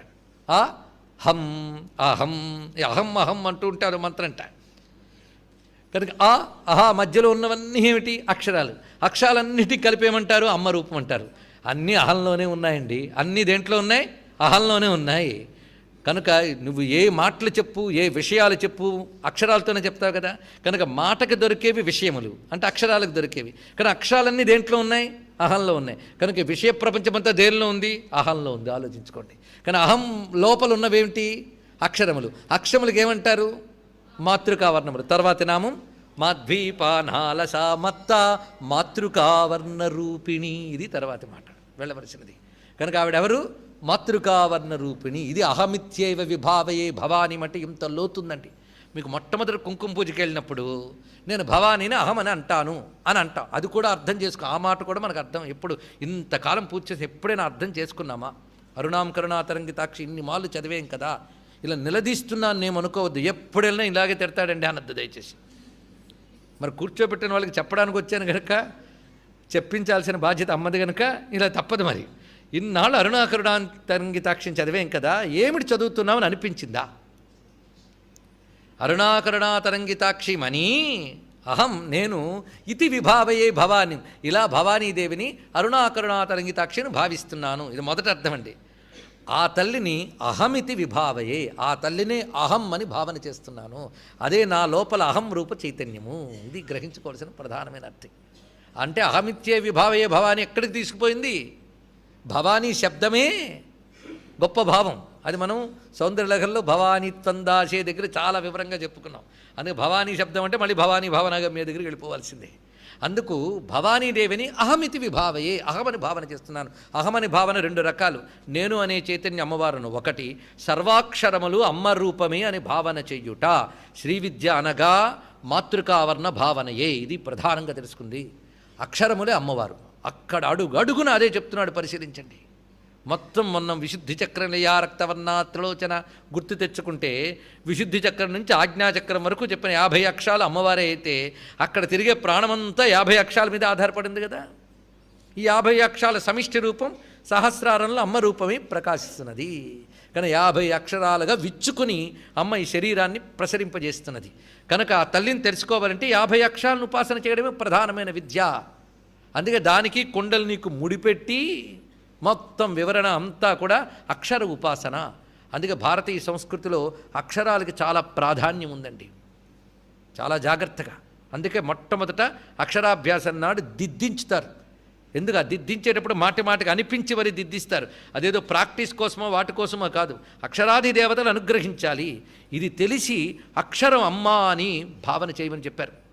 ఒక్క అక్షరాన్ని సిద్ధింపజేసుకుంటే దేవతలు కూడా అసూయపడే ఉన్నత స్థితి వస్తుంది అని మాతృకా స్తోత్రం చెప్తోంది మనకి. ఇక్కడ చూడండి, ఇక్కడ సామాన్యమైన విషయం కాదు ఇక్కడ. అందుకు ఒక్క అక్షరం సిద్ధింపు, యదేక్షరేక మాత్రేపి సంసిద్ధి స్పర్ధతే నరహ అన్నారు ఇక్కడ. ఒక్క అక్షరం సిద్ధించుకుంటే వాడు గరుడ, యక్ష, గంధర్వాది దేవతలతో స్పర్ధ, వాళ్ళు వీడిపోయి స్పర్ధ వహిస్తారట. అలాంటి స్థితికి వెళతారట. అక్షరం సిద్ధించుకోవడం అంటే చిన్న విషయం కాదండి. కాలక్షేపపురాయుళ్ళకి కాకుండా అమ్మవారిపై భక్తి ఉన్న వాళ్ళందరికీ పనికొస్తుంది. దీనికి బాగా పండిన వాళ్ళకి, పండితులకి అర్థమవుతుంది అనుకోవద్దు. అసలు వాళ్ళు అర్థం చేసుకోరు, ఎందుకంటే ముందే లాక్పడుతుంది వాళ్ళకి. కేవలం అమ్మపై భక్తి ఉంటే చాలు. ఇది కేవలం తెలిసిన వాళ్ళకో మేధావులకో చెప్తున్న సబ్జెక్టు కాదు. అమ్మపై కపటం లేని భక్తి ఉన్న వాళ్ళకి ఇందులో ప్రతి నామం అర్థమవుతుంది. ఎవరికి? కపటం లేని భక్తికి. అంతేగాని నేను ఇది అడ్డం పెట్టుకుని ఏవో కాలక్షేప కబుర్లు చెప్తే అది తప్పు. అందుకే మాటి మాటికి ఒక సీరియస్ విషయం వచ్చేటప్పుడు కొంచెం ఇలాంటి ఉపోద్ఘాతం ఇవ్వాల్సి వస్తుంది. అక్షరములన్నీ అమ్మనుకో, ఒక్క మాట చాలదండి. అది చిన్నప్పుడు చూపిస్తున్నారు అక్కడ చేయించి, ఒక్కొక్క అక్షరాన్ని కూడా అలా చేయించి, పైగా మాతృకా క్రమంలోనే దిద్దిస్తున్నారు మనకి. ఎలాగైతే మహేశ్వర సూత్రములు వచ్చాయో, ఆయువు అరువులు ఎలా వచ్చాయో అదే క్రమంలో మనం దిద్దుకుంటూ ఉన్నాం. అకారం నుంచి క్షకారం వరకు అక్షరక్రమం. క్ష సంయుక్తాక్షరం గనక హకారంతోనే మనం పూర్తి చేసుకుంటూ ఉన్నాం నిజానికి. కనుకనే ఈ 50 అక్షరాలే తల్లులు. ఇది చిన్నప్పుడు దిద్దు వదులుకోవడం కాదు, బ్రతుకంతా దిద్దుకోవాల్సిందే. ఇది గొప్ప విషయం. ఉపమన్యు మహర్షి మొత్తం ఈ 50 అక్షరాలకి సంబంధించి ఒక అద్భుతమైన శాస్త్రం రచించాడు. మహేశ్వర సూత్రాలకి భాష్యం అది. అయి ఉన్నరులు కేవోంగి వీటికి భాష్యం అండి. అది విని ఓపిక చెప్పే తీరిక ఉంటే అదొక పెద్ద సబ్జెక్ట్. అది మొత్తం వ్యాఖ్యానం వింటే ఆశ్చర్యం వేస్తుంది. ఆ ఈ ఊ ఉదాహరణకి చెప్తున్నా. ఆ అంటే తెరుచుకుందిట, ఆ తెరుచుకున్న దాని నుంచి శక్తి వెలువడుతుందిట. శక్తి ఈకారంగా వస్తుంది కదా, ఈ అని విచ్చుకుని వస్తుంది. ఆ క్రమం చూపిస్తున్నాడు. ఆ సృష్టి స్థితి లయలు అకారం నుంచి ఎలా వచ్చిన క్రమం చివరి వరకు చూస్తే విశ్వనిర్మాణ విజ్ఞానం అంతా అకారం నుంచి అహకారం లోపల దాగి ఉందిట. ఏమి ఋషులు, ఏమి భారతదేశం అండి. అక్షరాల్లో ప్రపంచ రహస్యాన్ని పెట్టేశారు మన వాళ్ళు. మొట్టమొదటివి తెలియవు, ముందు దిద్దుకో, తర్వాత ఎప్పుడో నెమరు వేసుకో. ఆ స్థితి రావాలి. అందుకే భారతీయ సంస్కృతిలో చదువు అంటేనే భగవత్ స్వరూపం. ఇది తెలుసుకోవాల్సింది. ఆ చదువు వేరు, ఈ చదువు వేరు అనేది తర్వాత వచ్చిన నాగరికతలు. తీర్థానికి తీర్థం, ప్రసాదానికి ప్రసాదంలాగా. కానీ భారతీయ సంస్కృతిలో ఒకదానికోటి అనుబంధం ఉంటుంది. ఇది తెలుసుకోవాలి. ఎందుకంటే అక్షరాది దేవత అమ్మవారు. ఏవి మనం చదువుకున్నా, ఏ శాస్త్రం చదువుకున్నా అక్షరాలతోనే పదాలు, వాక్యాలు, శాస్త్రాలు తయారవుతాయి. ఆఖరికి బ్రహ్మ విద్య అయినా నామరూపాలకు అందదండి అని చెప్పాలన్నా నామంతోనే చెప్పాలి, అంతే కదా. మాటలకు దొరకదు అని ఒక ఆయన అన్నాడు. ఈ గురువు కల్ట్ మేము ఒప్పుకోమండి, మీకు ఎవరు చెప్పారండి అని. ఫలానా ఆయన చెప్పారండి. ఫలానా చెప్తే నువ్వు నమ్ముతావంటే మేము ఆయన ఫాలోవర్స్ అండి అన్నాడు వాడు. అవ్వ పేరు ముసలవనన్నా, ఫాలోవర్ అన్నా, శిష్యుడన్నా ఒకటే, పేరు మారింది తప్ప ఒకట్లేదు. ఇవి తెలియక మాట్లాడే మాటలు ఇవన్నీ కూడా. అందుకే మాటలకు దొరకదు అనేది కూడా ఒక మాటతో చెప్పాల్సిన సబ్జెక్టే మనకి. అందుకు మాటల సాయమే కావాల్సింది. శబ్దబ్రహ్మని నిష్ణాత పరబ్రహ్మాది గచ్చతి. శబ్దబ్రహ్మములు ఆరితేరినవాడి పరబ్రహ్మమును పొందగలడు అన్నారు ఇక్కడ.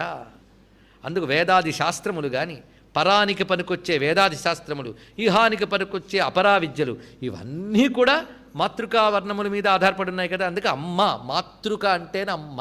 ఇది ఇక్కడ మాతృకా వర్ణ రూపిణి.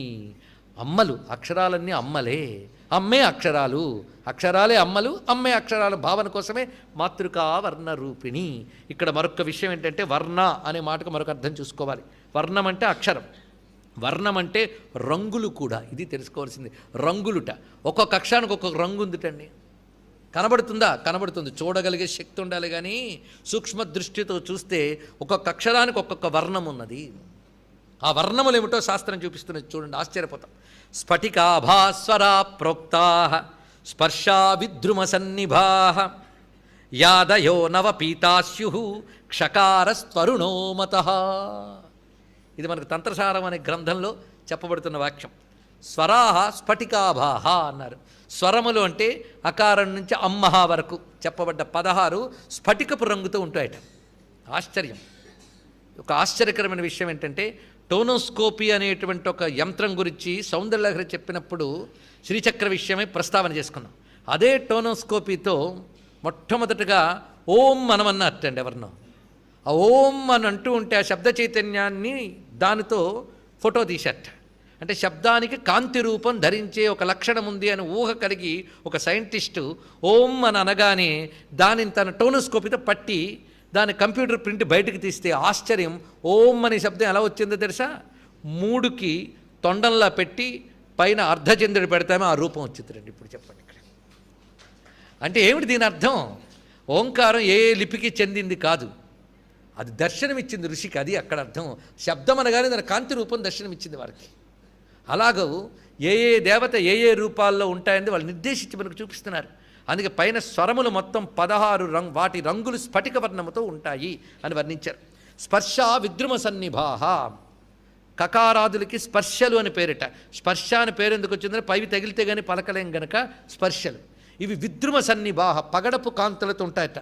ఇవి కవర్గ, చవర్గ, టవర్గ, తవర్గ, పవర్గ.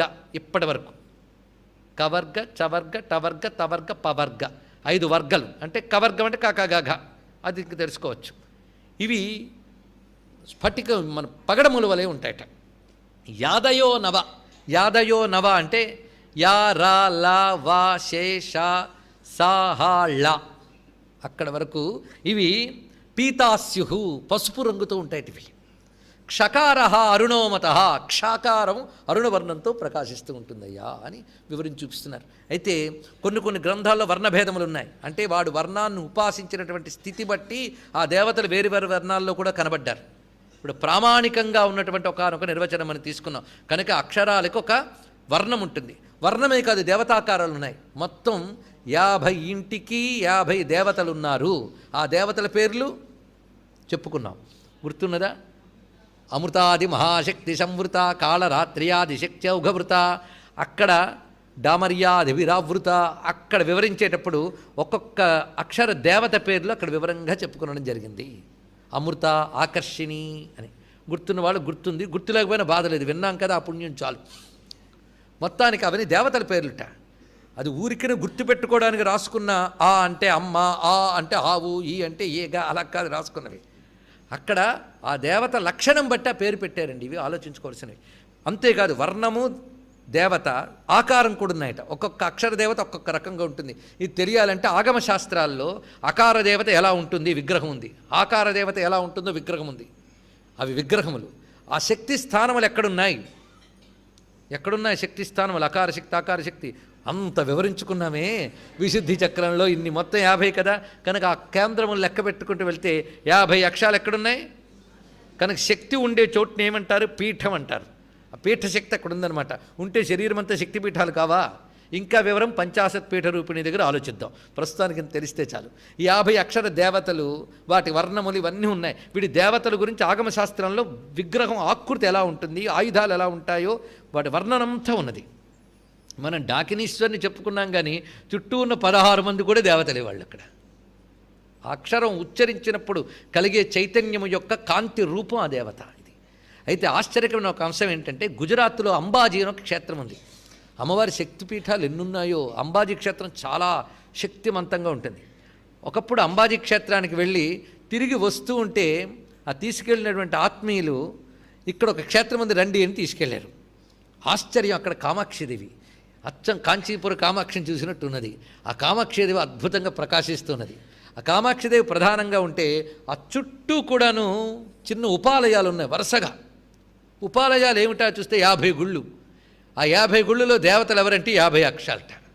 ఆశ్చర్యం. ఇదేమిటయ్యా అంటే చాలా కాలం క్రితం కంచి మహాస్వామి వారు, చంద్రశేఖరేంద్ర సరస్వామి వారు అక్కడ కూర్చుని ధ్యానంలో అక్కడ ఆ స్థితులు దర్శనమిచ్చి అక్కడ వారికి ఆదేశించారట, ఇక్కడ పంచాశన్మాతృకా శక్తుల ఆలయం నిర్మించాలి అని. తర్వాత వారు పరంపదించిన తర్వాత కూడా తదనంతరం దాని పీఠాధీశ్వరుల యొక్క పర్యవేక్షణలో ఆలయ నిర్మాణం కూడా జరిగి ఉన్నది. అలాంటి ఒక 50 మంది దేవతలను అక్కడ చూడొచ్చు ఒకే చోట. అదొక విశేషమైన అంశం ఇది, 50 మంది దేవతలు. అంతేకాదు మనకి ఇక్కడ మద్రాస్ సమీపంలో శివక్షేత్రం ఒకటి ఉన్నది మనకి. తిరువారూరు అంటారు, తిరువారూరు తిరుకొట్కూరు ఏదో ఒకటి ఉన్నది. అక్కడ 50 శివలింగాలు ఉన్నాయి. అవేమిటంటే 50 అక్షరాల లింగాలు. ఇక్కడ అంటే 50 అక్షరాలు శివుడా శక్తా? అక్షరం అంటే శివశక్తులు ఇద్దరు కనుక అక్కడ శక్తిగా చూసాం, ఇక్కడ శివుడిగా చూసాం. అందుకే మహానుభావుడు విశ్వనాథ వారు గొప్ప మాట అన్నారు, రాసిన అక్షరములెల్ల శివలింగాకృతులై చెన్నందు భాష అని చెప్పాడండి. ఒకటే ఇక్కడ తెలుగు భాషలో గొప్పతనం ఏంటంటే అక్షరాలు గుండ్రంగా ఉంటాయట. గుండ్రంగా ఉండడం ఏంటంటే శివలింగాకారంట. ప్రతి అక్షరం శివలింగం కనబడింది విశ్వనాథ వారికి. అందుకే ఆయన అంత మహాకవి అయ్యాడు మహానుభావుడు. ఒకసారి తలంచుకుంటే మొత్తానికి అక్షరాలకి నమశివాయ ఎందుకు దిద్దుకుంటామో ఇప్పుడు తెలిసిపోయింది. శివస్వరూపాలే, శివశక్తి రూపాలే అక్షరాలు గనక నమ శివాయ అని దిద్దుకుని అక్షరాలు దిద్దుకునే తెలుగు జాతికి తెలుసు శివశక్తుల స్వరూపమే అక్షరాలు తెలుసు. అక్షరాభ్యాస ప్రక్రియని పెట్టినటువంటి ఆ పెద్దవాళ్ళకి దండం పెట్టుకుందాం, అంత చక్కగా చూపించారు. అందుకే ఓ నామః శివాయ. ఏదో మన పెద్దవాళ్ళకి తెలియదని ఈ మధ్య ఓం నమః శివాయ అని రాస్తున్నారు. అలా రాయకూడదండి. మంత్రాన్ని పసితనంలో అలా ఇస్తే ప్రమాదం. నిమ్మరసాన్ని చిన్నపిల్లలకి ఇచ్చినప్పుడు నేరుగా నిమ్మకాయ రసం పిండరు, యాసిడ్ ఉంటుంది, నీళ్లలో డైల్యూట్ చేస్తారు. అదేవిధంగా మంత్రాన్ని ఇచ్చేటప్పుడు అలా చేశారు. ఓ నామః శివాయ అని చేయడంలోనూ పరమార్థం ఉంది. అది దాన్ని మనం మార్చకూడదు. ఆ సమయంలో అలాగే ఇవ్వాలి. అది ఇచ్చి తర్వాత అక్షరాలు ఇచ్చారు పెద్దవాళ్ళు ఎంత గొప్పగా. ఎందుకంటే ఆ శివాయ అని చెప్పినప్పుడు శివ శివ ఇద్దరు కదా, ఆ తర్వాత అక్షరాలు దిద్దుకొండర్రా అని చెప్పడంలో ఎంత గొప్ప విషయం ఉన్నది. కనుక అక్షరములన్నీ కూడా శివశక్తుల రూపాలని చెప్తూ శాస్త్రం చెప్తున్నది ఇక్కడ. యథా పరతర శంభుర్ద్విధా శక్తి శివాత్మన తథైవ మాతృకాదేవి ద్విధా భూతా సతీ స్వయం ఏకాకారేణ శక్తిస్తు వాచికా చేతరేణ తు శివస్య వాచికా సాక్షాత్ విద్యేయం పదగాభిని. ఇది శాస్త్రం చెప్తున్న గొప్ప మాట. ఒక్క శివుడే శివాశక్తి అని 2 రూపములు అయ్యాడు. నిజానికి అమ్మవారు అయ్యవారు అంటున్నాం కానీ ఒక్కడేట ఆయన ఎవరు? శివుడు. తీరా చూస్తే అక్కడికి వచ్చేసాం. ఏకశివ, ఆ శివుడే పరతర శంభు ద్విధాశక్తి శివాత్మన, ఆయన 2 రూపములు అయ్యాడు శివాశక్తులుగా. అదేవిధంగా ఆయన శక్తి అయిన మాతృక కూడా శివశక్తి రూపములుగా 2 అయినది. ఇందులో అచ్చుల శక్తి రూపములు, హల్లులు శివరూపములు అని చెప్పారు. ఇక్కడ ఇది తెలుసుకోవాల్సింది. ఇది అంటే ఇప్పుడు మనకి శివశక్త్యాయుక్త మరింత అర్థమైపోతుంది. చూడండి, అమ్మా శక్తి లేనిది శివుడు నిలవలేడు కనుక అది అర్థం. అలాగే పైనున్న అచ్చులు కలవకపోతే హల్లులు నిలవలేవు, అది ఇక్కడ అర్థం. చూడండి ఎంత గొప్పగా చెప్పారు. ఇక్కు ఇచ్చు ఇట్టు అని కాలక్షేపం చేయలేం మనం. ఆ ఇక్కుకి పైన ఉన్నది వచ్చి కలవాలి అచ్చు. ఆ కలిస్తే కా, ఈ కలిస్తే కీ, అప్పుడు మాట్లాడగలం. కానీ ఇంకోటి ఆలోచించారు, ఇది లేకుండా అది అనగలం. అనగలం. ఇక్కు ఇక్కు ఇచ్చు మహా కష్టం. చిత్రం ఏంటంటే అలాగే అంటూ ఉంటే అర్థం కదా. ఏలంటే ఇది కలవాలి, ఇది అది 2 కలిస్తేనే అప్పుడు అందంగా వాగర్థావ్యూ సంపృక్త అవుతున్నది. మనకి ఎన్ని విషయములు చూస్తున్నాం. అందుకే అచ్చులు శక్తి రూపములు, హల్లులు శివరూపములు, ఈ 2 కలిస్తేనే శివశక్త్యాయుక్త. అంటే మొత్తం ఇక్కడ మనకి మాతృకావర్ణ రూపిణి అంటే ఏమిటో కాదు, శ్రీచక్రమే మాతృకావర్ణ రూపిణి. ఇది తెలుసుకోవాల్సినది. అయితే చక్రంలో అక్షరాలు కనబడకపోవచ్చు, కానీ అందులో ఉన్నటువంటి బిందువులు, త్రికోణములు ఇవన్నీ కూడా. అందుకే శివుడు డమరకం మోగించగానే 43 శబ్దములు ఉన్నాయి. 14 సూత్రముల్లో ఉన్న శబ్దములు 43. 43 శబ్దములు అంటే శ్రీచక్రంలో కనబడే 43 త్రికోణాలు. ఇది ఇప్పుడు మనకి మహేశ్వర సూత్రములకు ఉపమన్యు మహర్షి ఏ భాష్యం రాసి ఉంటాడో కొంత అర్థమై ఉంటుంది. ఇవాళ అక్షరాభ్యాసం చేసుకున్నాం మనందరం కూడా. ఇది అక్షరం అభ్యాసం చేయాలి, చెయ్యొచ్చు కూర్చుని. ఈ రోజు అంటూ ఉన్నా చాలండి. ఇది దీనికి మంత్రం తగిలించితే అం ఆం ఇం ఇం ఇలాగా. అయితే దీనికి గురువు దగ్గర నేర్చుకుని చేయాలట. అందుకే మాతృకా విద్య సామాన్యం కాదు. అది చెప్తూ ఇక్కడ ఆదిక్షన్మమ గురురాట్ ఆదిక్షాంతాక్షరాత్మికాం విద్యాం స్వాధిష్ఠచాపదండాం నేదిష్టామేవ కాంచి నిలయామి అని మూక కవి శ్లోకాన్ని మరొక చోట మనం ప్రస్తావన చేసుకున్నాం. అది ఇప్పుడు గుర్తొచ్చుంటుంది కొందరికి, అప్పుడు రాని వాళ్ళకి ఇప్పుడు తెలుస్తుంది, అప్పుడు విన్నా గుర్తు రాని వాళ్ళకి ఇప్పుడు మరొకసారి తెలుస్తుంది. ఆదిక్షాంతాక్షరాత్మక విద్యని నా గురువిచ్చారని పరవశించి చెప్తున్నారు ఇక్కడ. అది మాతృకావర్ణ రూపిణి. ఇది భావన చేసుకోవాలి. అందుకే మాతృకాన్యాసం చేసి అమ్మవారు ఆరాధన చేయడం అనేది ప్రధానంగా చెప్తారు. ఇతర న్యాసములున్నా లేకున్నా మాతృకాన్యాసం చేయండి అర్రా అని చెప్పడంలో విశేషం ఇది. ఇది తదుపాసకులకి. మరి మిగిలిన వరకు అక్షరాలు అనుకున్నా చాలు. ఇది తెలుసుకోవాల్సింది. అక్షరములు అమ్మ రూపములు అని తెలుసుకోగలిగితే మన యొక్క సమస్త ప్రాణకేంద్రాలు స్పందిస్తాయి.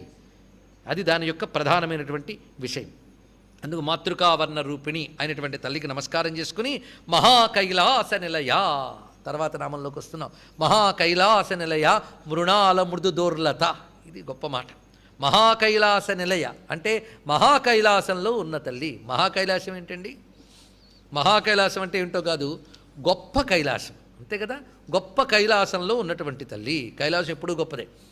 అయితే ఇక్కడ మహాకైలాసానికి కైలాసానికి కించిత్ భేదం ఉంది కనుక చెప్పుకోవాలి. మహాకైలాస శబ్దం ఉంది కనుక. ఆ మధ్య ఎవరొక మాట అన్నారు, అయ్యా బ్రహ్మగారి లోకం ఎక్కడో మనకు కనబడదు, విష్ణువు లోకం అంతకంటే కనబడదు, శివుడి లోకం ఒక్కటే మనకు కనబడుతోందండి, మానస సరోవరం దగ్గర ఉంది అన్నాడు. అది సత్యం అసత్యం కాదు, కానీ సత్యం కాదు. ఇది తెలుసుకోవాల్సింది. అది కైలాసం అన్నది నిజమే, కానీ అదే శివుడి లోకం మాత్రం కాదు. శివుడి లోకం మహాకైలాసం గురించి ఇక్కడే ఇదే వేదికపై 14 ఆవరణల మహాకైలాసం గురించి వివరంగా చెప్పుకున్నాం శివతత్వం చెప్పినప్పుడు. నాకు గుర్తుంది బాగా. ఏం చేస్తాం, గుర్తుందా? అది మహాకైలాసం మొత్తానికి. ఆ మహాకైలాసంలో ఉంది ఈవిడ. ఎవరితో? పరమేశ్వరుడితో. వాళ్ళిద్దరూ కలిసి ఉన్నారు కైలాసంలో. ఇప్పుడు మన కైలాసం అంటే అర్థం చేసుకోవాలి. ఎందుకంటే ఈ మధ్య కొన్ని బాధలు వస్తున్నాయి మనకి. ఏదో ఎవరినో తగలబెట్టిన చోట్లకి కైలాస భూమి, వైకుంఠము అని పేరు పెట్టడంతో ఎవరికైనా కైలాసం అని పేరు వింటే భయం. ఇవి కొన్ని ఎందుకంటే ఇప్పుడు నుంచి తుడిచిపెట్టకపోయామనుకోండి అసలు ఎలాగో తెలియదు. భ్రాంతులైన ముందు తొలగిద్దాం, జ్ఞానం తర్వాత ఇద్దాం. ముందు అపోహలు తొలగిస్తే తర్వాత జ్ఞానం ఇవ్వచ్చు. ఈ మధ్య ఒక సభలో ఆశ్చర్యకరమైన విషయం ఏంటంటే గోవిందా అన్నాడు ఒక ఆయన. ఏంటండి శుభమా అని సభ చేస్తూ గోవిందా అంటారు అన్నాడు. ఇక్కడ అంటే వాడికేమో ఎత్తేటప్పుడే గోవిందా అనడం వాడికి తెలుసు, కానీ దానికి దీనికి సంబంధం లేదురా అంటే వీడికి అర్థం కాదు. ఒక రాజకీయ సభలో మొట్టమొదటి భగవద్గీత చదివేట. ఏంటండి మా వాడు గెలవాలని అప్పుడే సభ పెడితే అప్పుడే భగవద్గీత చదివేస్తున్నారు అని. అంటే అర్థం ఏంటి? అక్కడ శ్మశానాల దగ్గర భగవద్గీత పాఠం పెడుతున్నట్టు ఘంటసాల గారిది. ఘంటసాల బ్రతుకుంటే ఎంత బాధపడేవారో ఆఖరికి. అదే బాధాకరమైన అంశం. ఇవన్నీ చూస్తూ ఉంటే అలాంటి అజ్ఞానంలోకి వెళ్ళిపోతున్నాం. అందుకే కైలాస భూమి, వైకుంఠం అని పేరు పెట్టడం చాలా బాధాకరం అండి. అసలు శ్మశానం అనే మాటే సామాన్యం కాదు, సమాధి అనే మాట కూడా సామాన్యం కాదు. అయితే చెప్పుకోవడానికి బాగుండదని వాడిని పాతి పెట్టి సమాధి అని పెడతాం. అంతేగాని వాడిని పాతి పెట్టిన చోటు అని రాస్తే బాగోదు. ఎంత దుర్మార్గుడు మరణించినా కార్డు రాసేటప్పుడు స్వర్గస్థుడయ్యాడు అంటా కానీ నరకానికి పోయాడని రాయకూడదు. అదేవిధంగా ఇక్కడ వాడిని సమాధి అని పేరు పెడుతున్నాం, శ్మశానం అంటున్నాం. యోగ శబ్దాలు. శ్మశానం గురించి మనం చెప్పుకున్నాం. శమనాద్వా శయనాద్వా శ్మశానం, పరమాత్మయందు శమించుట, శాంతి పొందుటే శ్మశానం. యోగ శబ్దములు ఇవన్నీ. అలా కైలాసం అనేది మాట సామాన్య విషయం కాదు. ఈ కైలాసం అనే మాట అర్థం చూస్తే ఆశ్చర్యం. కైలాస శబ్దానికి ఎన్ని అర్థాలు ఉన్నాయో శాస్త్రంలో ఇప్పుడు పరిశీలించితే, ఒకటి కైలాసము అంటే వివరిస్తున్నారు ఇక్కడ. కైలము అంటే కేళీనాం సమూహ కైలం, కేళుల గుంపుని కైలము అంట. గుంపు అంటే సంపూర్ణమని అర్థం. సమూహం, ఆనందముల సమూహం గుర్తుందా? స్వాత్మానందలవీభూత బ్రహ్మాజ్యానంద సంతతికి. అన్ని ఆనందముల కంటే గొప్పది.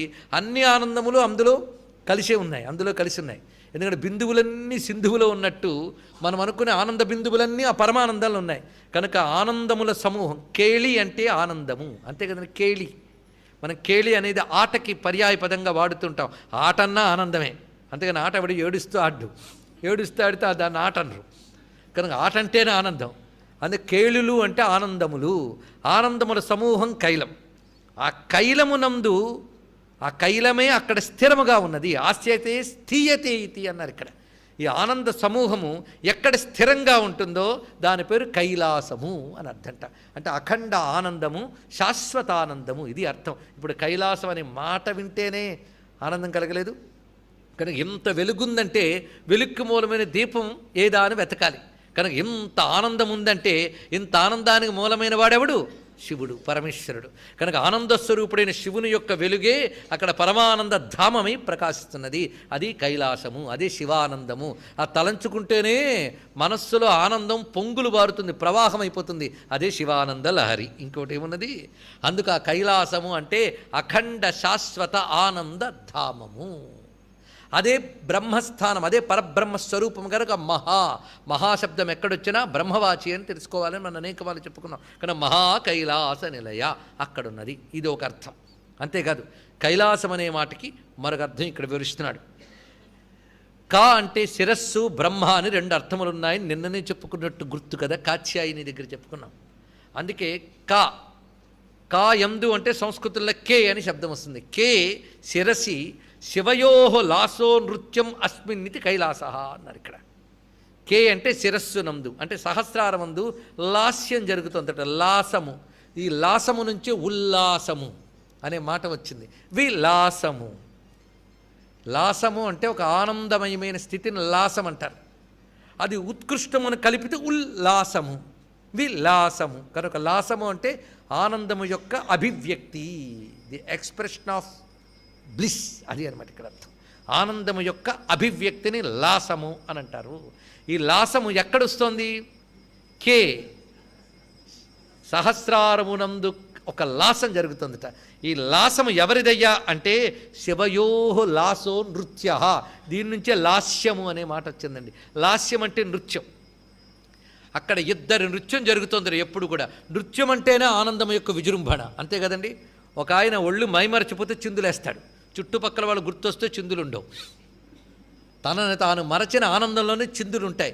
అందుకే నటరాజుడు చిందులు దేవుడు. ఎప్పుడూ ఆయన నాట్యం చేస్తుంటాడు, ఎందుకంటే ఎప్పుడూ ఆనందంగా ఉంటాడు. నటరాజు అంటేనే ఆనంద స్వరూపుడు. అయితే ఆయన ఒక్కడే చేస్తే పట్టలేమండి, పక్కన ఆవిడ కలిస్తే అందంగా ఉంటుంది. అందుకే అమ్మవారు కలిసిపోయారు. అమ్మవారు కలిసిపోగానే నాట్యం లాస్యం అయిపోయింది. లాస్యం అంటే సుకుమార కోమల శాంత నృత్యము అని అర్థం. ఆ సుకుమార కోమల శాంత స్థితి అయిన ఆనందమే శివయోహో అనగా పార్వతీ పరమేశ్వరుల యొక్క లాస్యం. అది ఈ లాస్యం ఎక్కడ జరుగుతుంది? శివశక్తులు ఏకమైన ఆ స్థితి ఎక్కడుంది? కనుక శివశక్తుల ఏకమైన ఆనందము యొక్క విలాసము ఎక్కడుందో అది కైలాసము అనగా సహస్రార స్థానము. ఇది మహాకైలాస నిలయ. ఆ సహస్ర స్థానంలో శివశక్త్యాత్మకంగా ఉండే తల్లి. ఇది మహాకైలాస నిలయ అనే దానికి మరొక అర్థం ఇక్కడ వివరించబడుతున్నది. అందుకే దీనికి ప్రమాణంగా త్రిపురా సారోక్తి అనే అమ్మవారి శాస్త్రంలో చెప్తున్న మాట. ఇవన్నీ తచ్శాస్త్ర ప్రమాణంతో తీసుకోవాలి. మనం ఏ శాస్త్రం చెప్తున్నామో దానికి అనుబంధమైన శాస్త్రం అని తెలుసుకోవాలి, కానీ తద్విరుద్ధ శాస్త్రాలు తెచ్చి అన్వయిస్తే దురన్వయం అవుతుంది. అందుకే లేకపోతే సమన్వయం అవుతుంది. సమన్వయం చేయడమే మన యొక్క పద్ధతిగా తెలుసుకుంటూ ఏతత్ కైలాస సంజ్ఞాం పదం అకుల పదం బిందురూపీ స్వరూపి యత్రాస్తే దేవదేవ. ఇది త్రిపురా సారోక్తి అనే గ్రంథంలో చెప్తున్నమాట. ఏతత్ కైలాస సంజ్ఞాం పదం అకుల పదం. అకుల పదమును కైలాసం అంటారు. ఇదే అర్థం. అకులం అంటే ఏమిటి? అది ఎన్ని మార్లు చెప్పుకున్నాం. కులం అంటే ఆజ్ఞాచక్రం వరకు కులము, ఆ పైది అకుల. అక్కడ అకుల సమయాంతస్థ.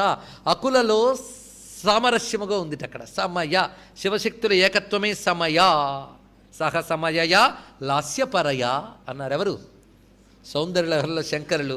సహసమయయా లాస్యపరయ అనే మాట ఇక్కడ తెలియాలి. ఆ లాస్యమే ఇక్కడ లాసము. అది కే. కనుక కమ్ అంటే బ్రహ్మ అని అర్థం తీసుకుంటే అప్పుడు కే లాసహ అంటే బ్రహ్మానంద స్వరూపము. ఇది తెలిపోతున్నది ఎన్ని విధాలైన. బ్రహ్మానందం అన్నా కైలాసం అన్నా ఈ రహస్యాన్ని తీసుకుని శంకరులు అంటున్నారు సౌందర్యలహరిలో, సహస్రారే పద్మే సహరహసి పథ్యా విహరసి. సహస్రార పద్మంలో నీ పత్తితో కలిసి రహస్యంగా ఆడుకుంటున్నావమ్మా అన్నారు. ఆ ఆటే లాసం, అదే కైలాసం. అది మహాకైలాస నిలయ అనే మాటలో ఉన్నటువంటి అందం. ఇంకొక అద్భుతమైన ఔచిత్యం చూడండి. ఇవి తెలుసుకుంటూ ఉంటే ఇంత గొప్పదా లలితా శాస్త్రం. ఒక మాటకి ఇంత పకడ్బందీ అయినటువంటి కూర్పిచ్చారా అమ్మలు వశిన్యాది వాగ్దేవతలు అనిపిస్తుందండి. అది తెలియాలంటే ఇప్పుడు శ్రీ విద్యతో పరిచయం ఉంటే తెలిసి ఒక అందం. మాతృకావర్ణ రూపిణి వెంటనే మహాకైలాస నిలయ రావడంలో అర్థమేంటో పరిశీలించాలి. ఇప్పుడు శ్రీచక్రానికి 3 ప్రస్తారాలు ప్రధానంగా ఇప్పుడు చెప్పబడుతున్నాయి. ఒక ప్రస్తారం భూప్రస్తారం, ఇది మనకి 2 డైమెన్షనల్ షేప్. ఇంకోటి మేరు ప్రస్తారం, దీని గురించి కూడా మనం ప్రస్తావన చేసుకున్నాం. మేరు ప్రస్తారం అని అంటే పోను సూక్ష్మముగా క్రిందకు వస్తున్న కొద్దీ స్థూలముగా ఉండే 3 డైమెన్షనల్. అది మనకి అమ్మవారి ఆలయంలో కూడా ఉన్నది. ఇది అందరికీ పరిచయం. ఇంకొక ప్రస్తారం ఉందిట, దీని పేరు కైలాస ప్రస్తారం. కైలాస ప్రస్తారం అంటే ఏంటో కాదు, శ్రీచక్రంలో ఆయా స్థానముల దగ్గర మాతృకావర్ణముల్ని నిక్షిప్తం చేసి పెడితే అది నిక్షిప్తం 2 విధాలు. వాటి యందు రచించుట ఒకటి, వాటి యందు ఆవహింపజేయుట ఒకటి. అక్షరశక్తుల్ని ఆవహింపజేస్తూ రచించి పెడితే శ్రీచక్రంలో దానికి కైలాస ప్రస్తారం అని పేరు. కనుక మాతృకావర్ణములు కలిసిన శ్రీచక్రాన్ని ఏమంటారు? కైలాస ప్రస్తారం. అందుకే మాతృకావర్ణ రూపిణి వెంటనే మహాకైలాస నిలయ చెప్పడంలో ఔచిత్యం ఇదండి. అంత చక్కగా కూర్చోరు వశిన్యాది వాగ్దేవతలు. వాళ్ళకు తెలిసి ఈ శాస్త్రం. అందుకే లలితా శాస్త్రం ఊరికినే మాటలు కాదని ఒక్క మాట తెలిసింది కదా. అందుకు మహాకైలాస నిలయ మృణాల మృదు దోర్లత. అమ్మ ఎంత మెత్తనిదో చెప్తున్నారు ఇక్కడ. మృణాల మృదు దోర్లత. మృణాలం అంటే తామరతూడు, మృదు అంటే మెత్తదనం, దోర్లత అంటే చేతులు. లతల్లాగా ఉన్నాయట చేతులు. ఏమి లతలవి? కల్పలతలండి. కల్పలతలు ఏది కోరుకుంటే అవి ఇస్తాయి. అమ్మ చేతులు ఏవి కావాలంటే మనకి ఇస్తాయి. అందుకే కల్పలతలతో పోలుస్తున్నారు ఇక్కడ. భక్తిమత్ కల్పలతికా కదా ఆవిడ, కల్పలతలు. అయితే నీకేం కావాలో చెప్తావా అంటే చాలా ఉన్నాయండి చెప్పడానికి, మనమే అలసిపోతాం చెప్పడానికి.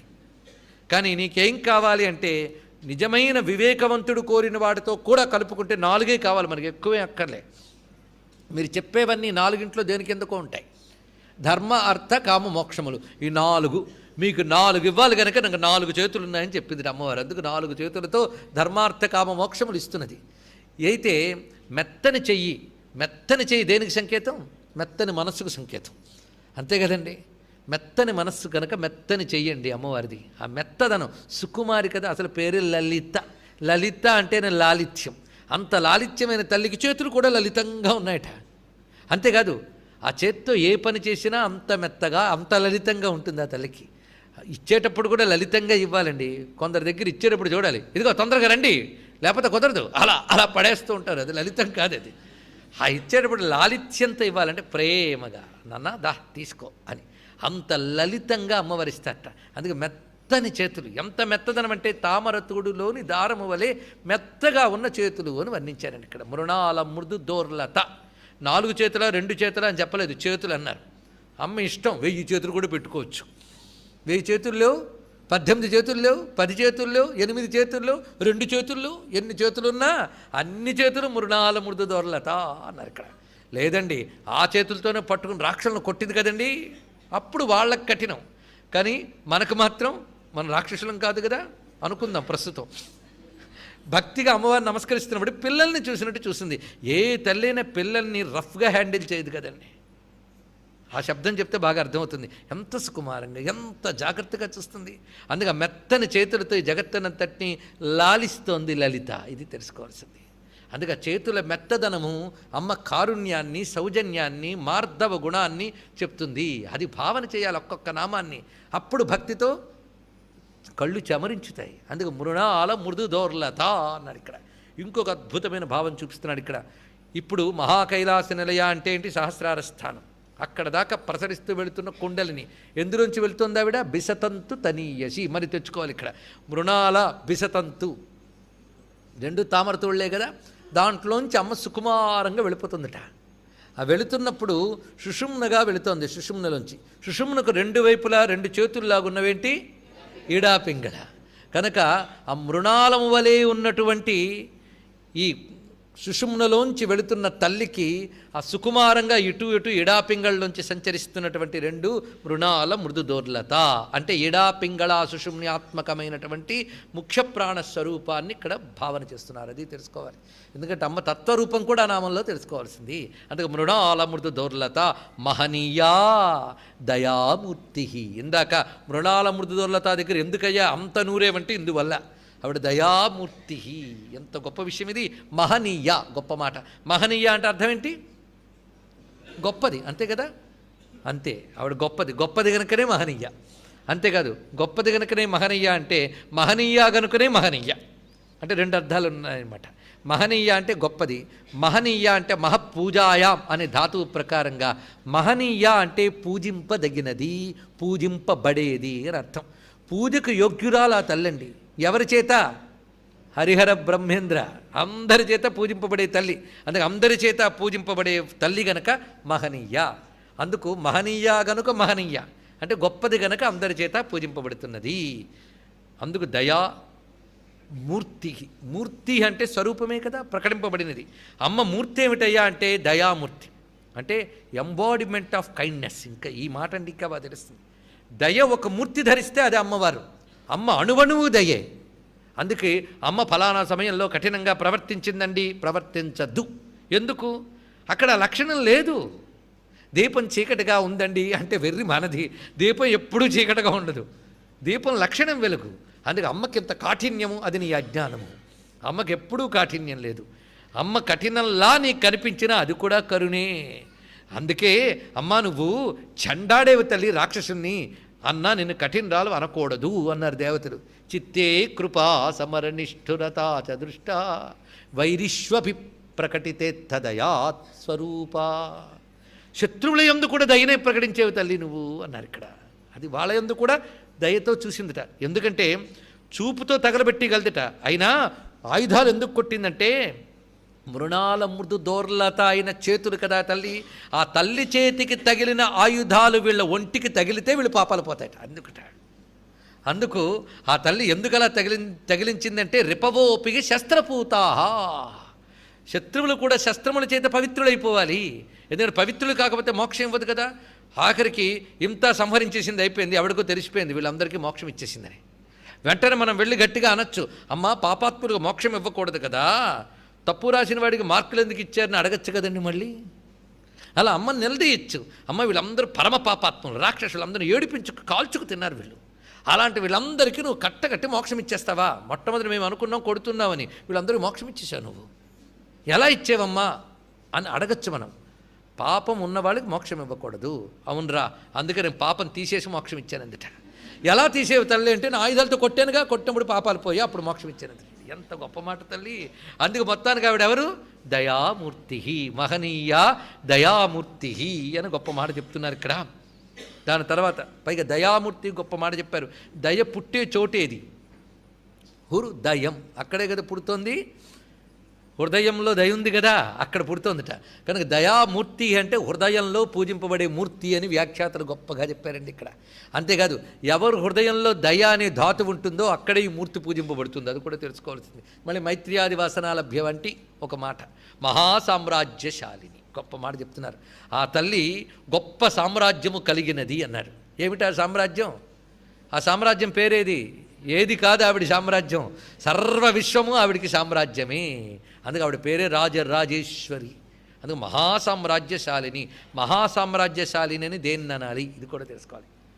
మొత్తం మహాసామ్రాజ్యము అంటే మహాకైలాసమే మహాసామ్రాజ్యం. ఎందుకంటే ప్రపంచాన్నంతటి ఏలే చోటు కైలాసం. దాన్ని మించిన సామ్రాజ్యం మరొకట్లేదు. ప్రపంచానికి అంతటిగా దిక్కు. అలాంటి ఆ కైలాసం యొక్క విభూతి మానస సరోవర స్థానంలో ఉంది. అక్కడికి వెళ్ళగలగాలి అంటే అదంతా చంద్రబింబ స్థానమే. చంద్రబింబం అంటే చలువు కదా, అది ఎక్కువ ఉంటుంది అక్కడ. అక్కడికి కానీ వెళ్ళగలిగితే మన సహస్రార స్థానం స్పందించడానికి అవకాశం ఉందిట. మహాకైలాసం, మానస సరోవరం, దాని యొక్క విభూతి ఇక్కడ ఉంది అంతే. కానీ అసలు మహాకైలాసం అది. అందుకే మహాకైలాసమే మహాసామ్రాజ్యం. ఎందుకంటే సర్వజగత్తుకి అది చోటు. పంచకృత్యములనే కేళి, పంచకృత్యాలు ఈశ్వరుడి కేళి కదా, ఈ పంచకృత్యములనే కేళి అక్కడ కూర్చుని చేస్తాడు కనుక కైలాసం. అది తెలుసుకోవాల్సినది. అందుకు ఆటల చోటు అది. ఆటలేమిటి? పంచకృత్యాలే. సర్వబ్రహ్మాండముల్లో జరిగే పంచకృత్యాలు అక్కడ కూర్చుని ఆడుతూ ఉంటాడు మహానుభావుడు. అందుకే సెంటర్ ప్లేస్ అనమాట ఆటలకి. అందుకని కైలాసం, ఈ అర్థం కూడా సరిపోతుంది మనకి. అలాంటి చోట కూర్చొని ప్రపంచాన్నంతటినీ 5 ఆటలతో పాలిస్తున్నారు కనుక మహాసామ్రాజ్యశాలిని. మహాసామ్రాజ్యశాలిని అంటే శ్రీచక్రంలో బిందుపీఠంలో ఉన్న తల్లిని మహాసామ్రాజ్యశాలిని అంటారు. లోకాల్లో మహాకైలాసంలో ఉన్న తల్లి, శరీరంలో సహస్రారమునందున్న తల్లి, ఇది మహాసామ్రాజ్యశాలిని. ఇప్పటి వరకు మనకి మాతృకావర్ణ రూపిణితో అనుబంధం కలిగిన మహాకైలాస నిలయ ఇత్యాది నామములు అయిపోయాయి. అంతేకాదు, మహాసామ్రాజ్యం అనగా సర్వ వేదాది శాస్త్రములన్నీ మహాసామ్రాజ్యములు. వాటిని ఏలేవి మాతృకావర్ణ రూపిణి. ఈ భావం కూడా మనం గ్రహించుకోవచ్చు.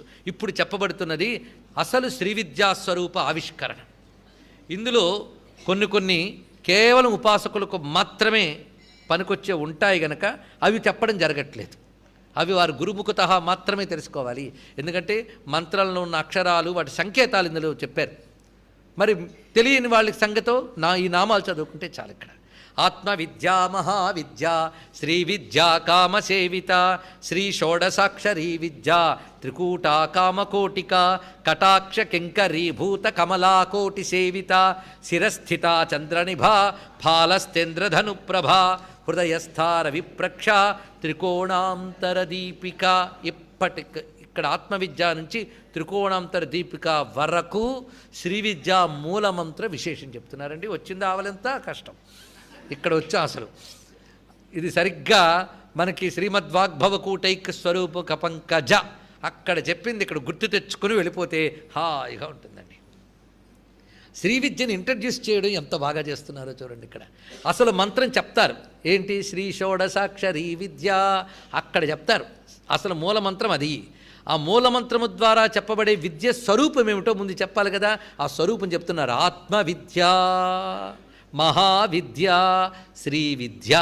శ్రీ విద్య అనగా అది ఏ ఆత్మవిద్య, అది ఏ మహావిద్య, అది ఏ శ్రీ విద్య. ఇది విద్యను పరిచయం చేయడం. ఎంత గొప్పగా వశిన్యాది వాగ్దేవతలు ఇస్తున్నారో చూడండి. ఇక్కడ ఆత్మవిద్య అంటే ఏమిటి? శ్రీ విద్య అనేది మామూలు టక్కుటమారు విద్యలు కాదది. లోకంలో ఉపయోగాల కోసం వాడేది మాత్రమే కాదది. అది ఆత్మజ్ఞానమునిచ్చే విద్య గనక ఆత్మవిద్య. అది ఇక్కడ చూపిస్తున్నారు. ఇలాంటి వాక్యమే మనకి విష్ణు పురాణంలో లక్ష్మీదేవిని స్తోత్రం చేస్తూ ఇంద్రుడు చేస్తారండి. ఆత్మవిద్యాచ దేవిత్వం ముక్తి ఫలదాయిని అన్వీక్షకీ త్రయీ వార్తా దండ నీతిస్త్వమేవ చ సౌమ్యా సౌమ్యై జగద్రూపై త్వయేతద్దేవి పూరితం అని అద్భుతమైన స్తోత్రం విష్ణు పురాణంలో మనకి లక్ష్మీదేవిని ఉద్దేశించి కనిపిస్తుంది. ఇక్కడ లక్ష్మీదేవి ఎవరెవరు? శ్రీ దేవే కదా. ఆ లక్ష్మియే ఈ తల్లి, ఇద్దరికేమీ భేదం లేదు. అందుకే అమ్మా నువ్వెవరివమ్మా అంటే, నువ్వే అన్వీక్షకి త్రయీ వార్తా దండనీతి, నువ్వు అన్వీక్షకి త్రయీ వార్తా దండనీతి అని చెప్తున్న రాజవిద్యవి నువ్వే, ఇది లోకం నడిపేది. ఆ నువ్వే ఆత్మవిద్యాచ దేవిత్వం విముక్తి ఫలదాయిని. ధర్మరక్షణ కోసం అన్వీక్షకి త్రయీ వార్త మొదలైన రూపములతో ఉంటూ ఇహలోక సామ్రాజ్యాన్ని నడిపిస్తున్నావు. మోక్షం కావాలనుకుంటే ఆ నువ్వే ఆత్మవిద్యగా వచ్చేవి తల్లి. ఆత్మవిద్యాచ దేవిత్వం విముక్తి ఫలదాయిని అని అక్కడ శ్రీదేవిని ఇంద్రుడు స్తుతిస్తాడు. ఆ మాట ఇక్కడ ఆత్మవిద్య అనగా ఆత్మ అంటే ఏమిటో తెలియజేసే విద్య. ఆత్మ అంటే ఏమిటి? అదేనండి ఆత్మవిద్య. ఆత్మ అంటే ఏమిటో ఆలోచించడానికి ఒక సూత్రం చెప్పుకున్నాం, గుర్తున్నదా? గుర్తు చేయాలా? చేస్తా ఒక్కసారి. నేను అనడానికి ఏ చైతన్యము ఆధారమో దాని పేరు ఆత్మ. ఇది అలా రాసుకుని ఇంటికెళ్ళి ఆలోచించుకోవచ్చు. నేను అనడానికి ఏ చైతన్యము ఆధారమో దాని పేరు ఆత్మ. ముందేమనుకుంటామంటే ఈ శరీరం ఉంది కనుక నేను అంటున్నాను కనుక ఈ శరీరమే నేను, అది ఆత్మ అనుకుంటారట. అప్పుడు దాని పేరు దేహాత్మ. కొంత తెలివితేటలు వస్తాయి. అది ఎలా అవుతుందయ్యా? నేను పడుకుంటాను, అయినా లోపల మరొక నేను తిరుగుతుంటుంది, అదేమిటి ఆలోచిస్తాడు. అప్పుడు మనస్సు దాకా వస్తాడు, దేహం కాదయ్యా మనస్సు అని. మరికొందరు బుద్ధి దాకా వస్తారు, కొందరు ప్రాణం దాకా వస్తారు. ఒక్కొక్కటి ఆఖరికి తెలుసుకుంటారు, అబ్బాయి ఇదేది కాదండి, పంచకోశాలు నేను కాదు, పంచకోశాలని వెలుగిస్తూ ఉన్నదేదో పంచకోశాంతర స్థిత, అదే ఆత్మ అని తెలుసుకుంటారు. నేను అనే చైతన్యానికి ఆధారం అది ఏది? బ్రహ్మమే.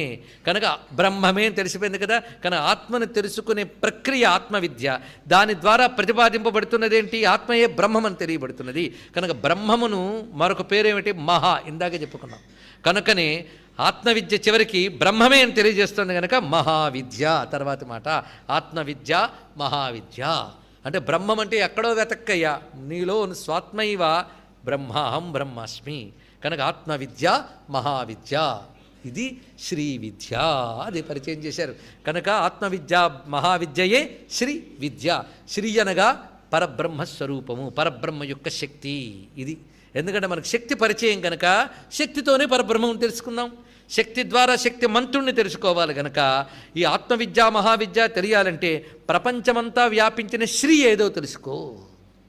ఆ శ్రీ లేకపోతే అసలు ఏమీ లేదండి. శ్రీ అనగా ఎంత చెప్పుకున్నా మళ్ళీ శ్రీమాత శ్రీ మహారాజ్ఞి గెలిపోవాలి, అంతే కదా. శ్రీ అనగా శోభ, కాంతి, ఇవన్నీ కూడా. అసలు శ్రీ అనే మాటే పెద్ద మంత్రం అండి.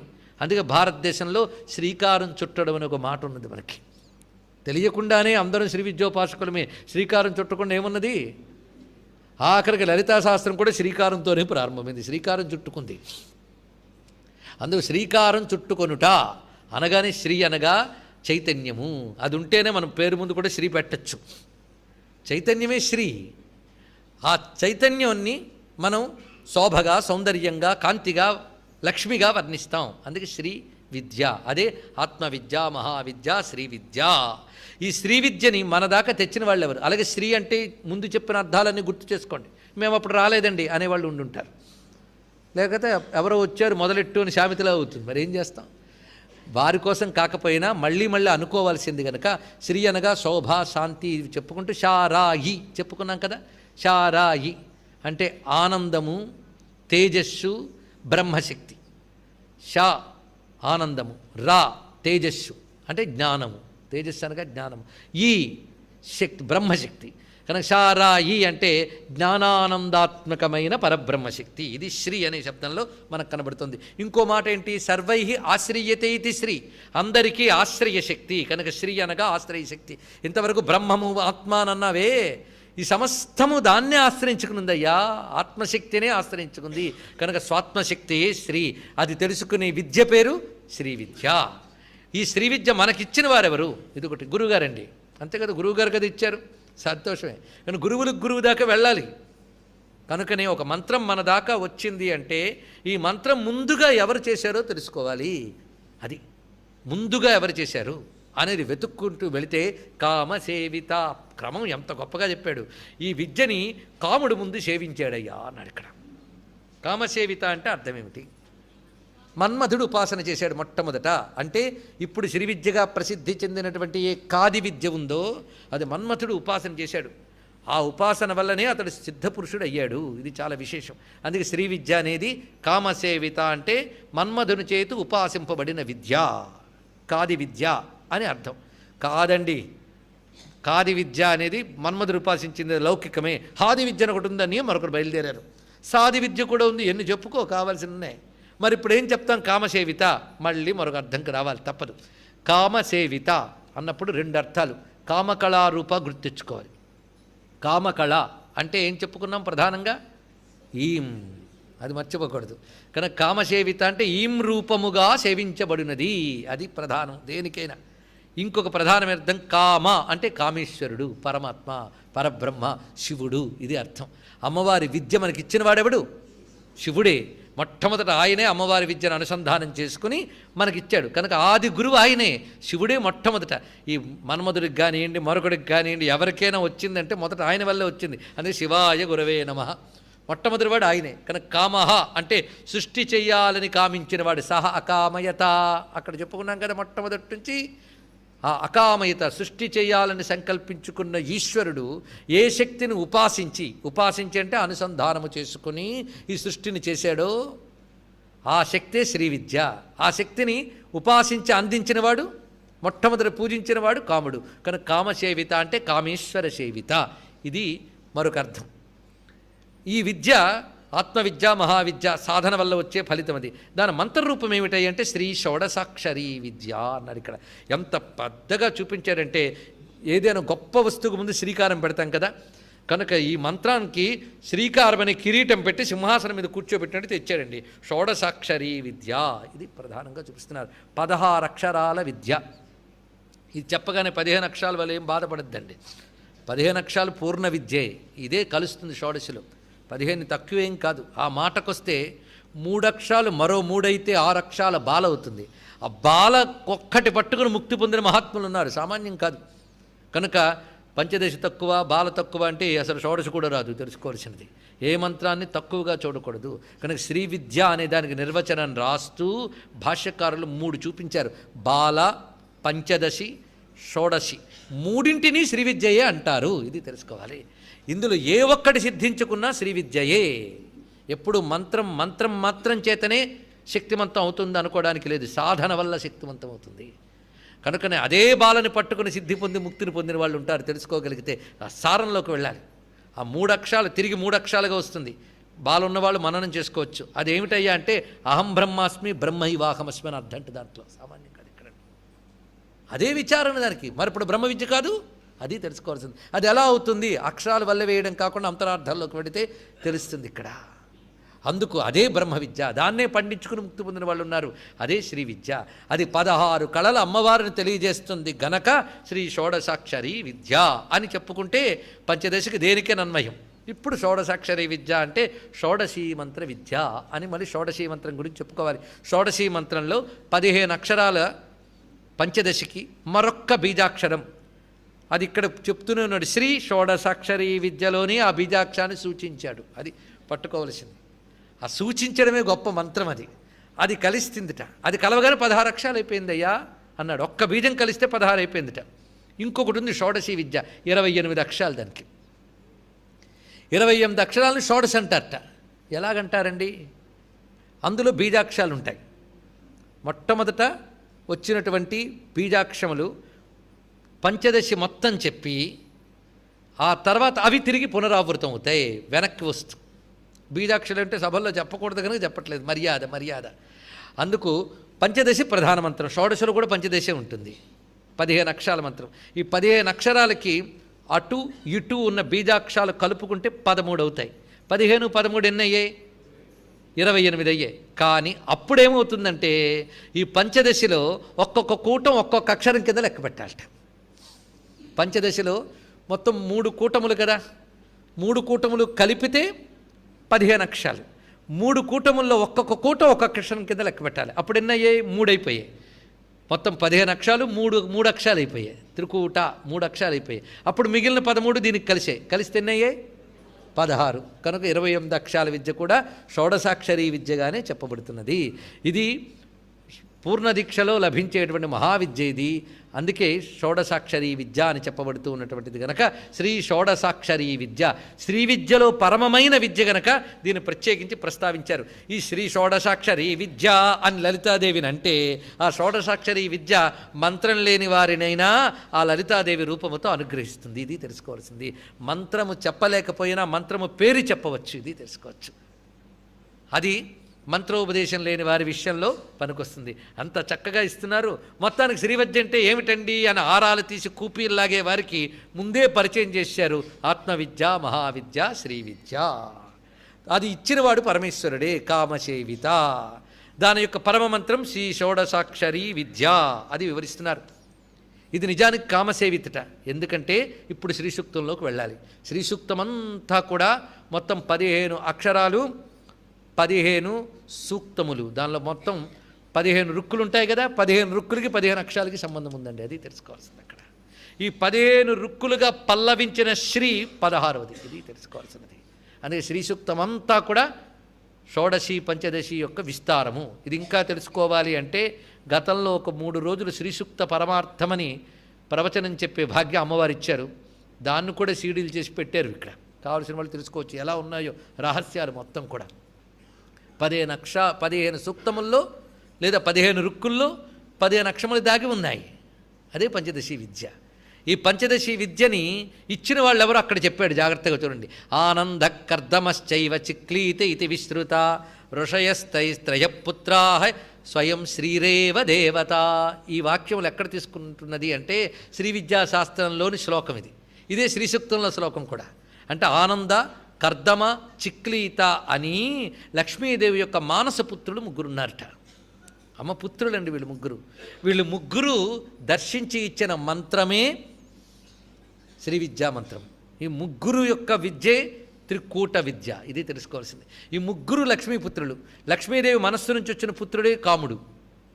కనుకనే మన్మథ శక్తి ఆనంద కర్దమ చిక్లీత అని 3 రూపములుగా ఉంది. కమలజు కన్న తల్లి, కాముని కన్న తల్లి, అమరుల గన్న తల్లి ఆదిమలక్ష్మి అని వర్ణించారు కదా హనుమాచార్యుల వారు. అందుకే కామజనక అని పేరు విష్ణువుకి కూడా ఉన్నది. అందుకు మన్మథుడు అనగా లక్ష్మీదేవి హృదయంలోంచి కలిగి లోకాన్ని నడిపేటటువంటి శక్తి అది. ఆ కమనీయమైన ఆ శక్తి కామ అని చెప్పబడుతున్నది. అది ఆనంద కర్దమ చిక్లీత. ఇవి వైదికమైనటువంటి పేర్లు వాళ్ళకి. అందుకే ఇక్కడ చెప్తూ కాది విద్యాయతో జాత స చిక్లీత సదావతు అక్కడ చెప్తారండి. ఈ కాది విద్య ఏ చిక్లీతు నుంచి కలిగినదో ఆ విద్య నన్ను రక్షించుగాక అని ఒక మంత్ర ప్రయోగంలో చెప్పారు ఇక్కడ. అంటే కాది విద్య ఇచ్చిన వాడెవడు? చిక్లీతుడు. చిక్లీతుడే కాముడు. మన్మధునుకున్నటువంటి ఒక పేరు చిక్లీతుడు అని.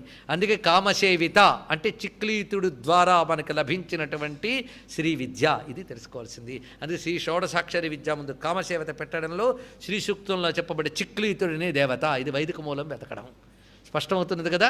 అందుకే ఈ భవ్యమైనటువంటి ఆ స్వరూపము త్రికూట. శ్రీ షోడసాక్షరి విద్య ఎలా ఉన్నదయ్యా? 3 కూటములతో ఉన్నది. దాన్ని మించిన గొప్ప స్థితి లేదు కనుక కామకోటిక. ఇంకా శ్రీ విద్యా స్వరూపం పూర్తిగా చెప్పబడుతుంది. అవి రేపు మనం తెలుసుకుంటూ ఉన్నాం.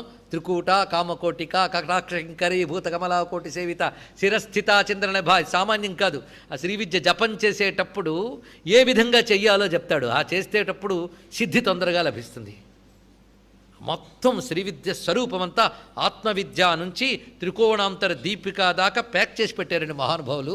మనం అమ్మవారు అనుగ్రహం చేత ఇవాళ శ్రీ విద్యలో ప్రవేశించాం. ఇంకా ఈ ప్రవేశం రేపు పూర్ణ ఫలం పొందుతుంది. ఇవాళ ప్రారంభించినది రేపు పూర్ణంగా పోతుంది. అందుకు అటువంటి భవ్యమైన శ్రీ విద్యాది దేవత అయినటువంటి శ్రీ లలితా మహాత్రిపుర సుందరి పరాభట్టారికి నమస్కరిస్తూ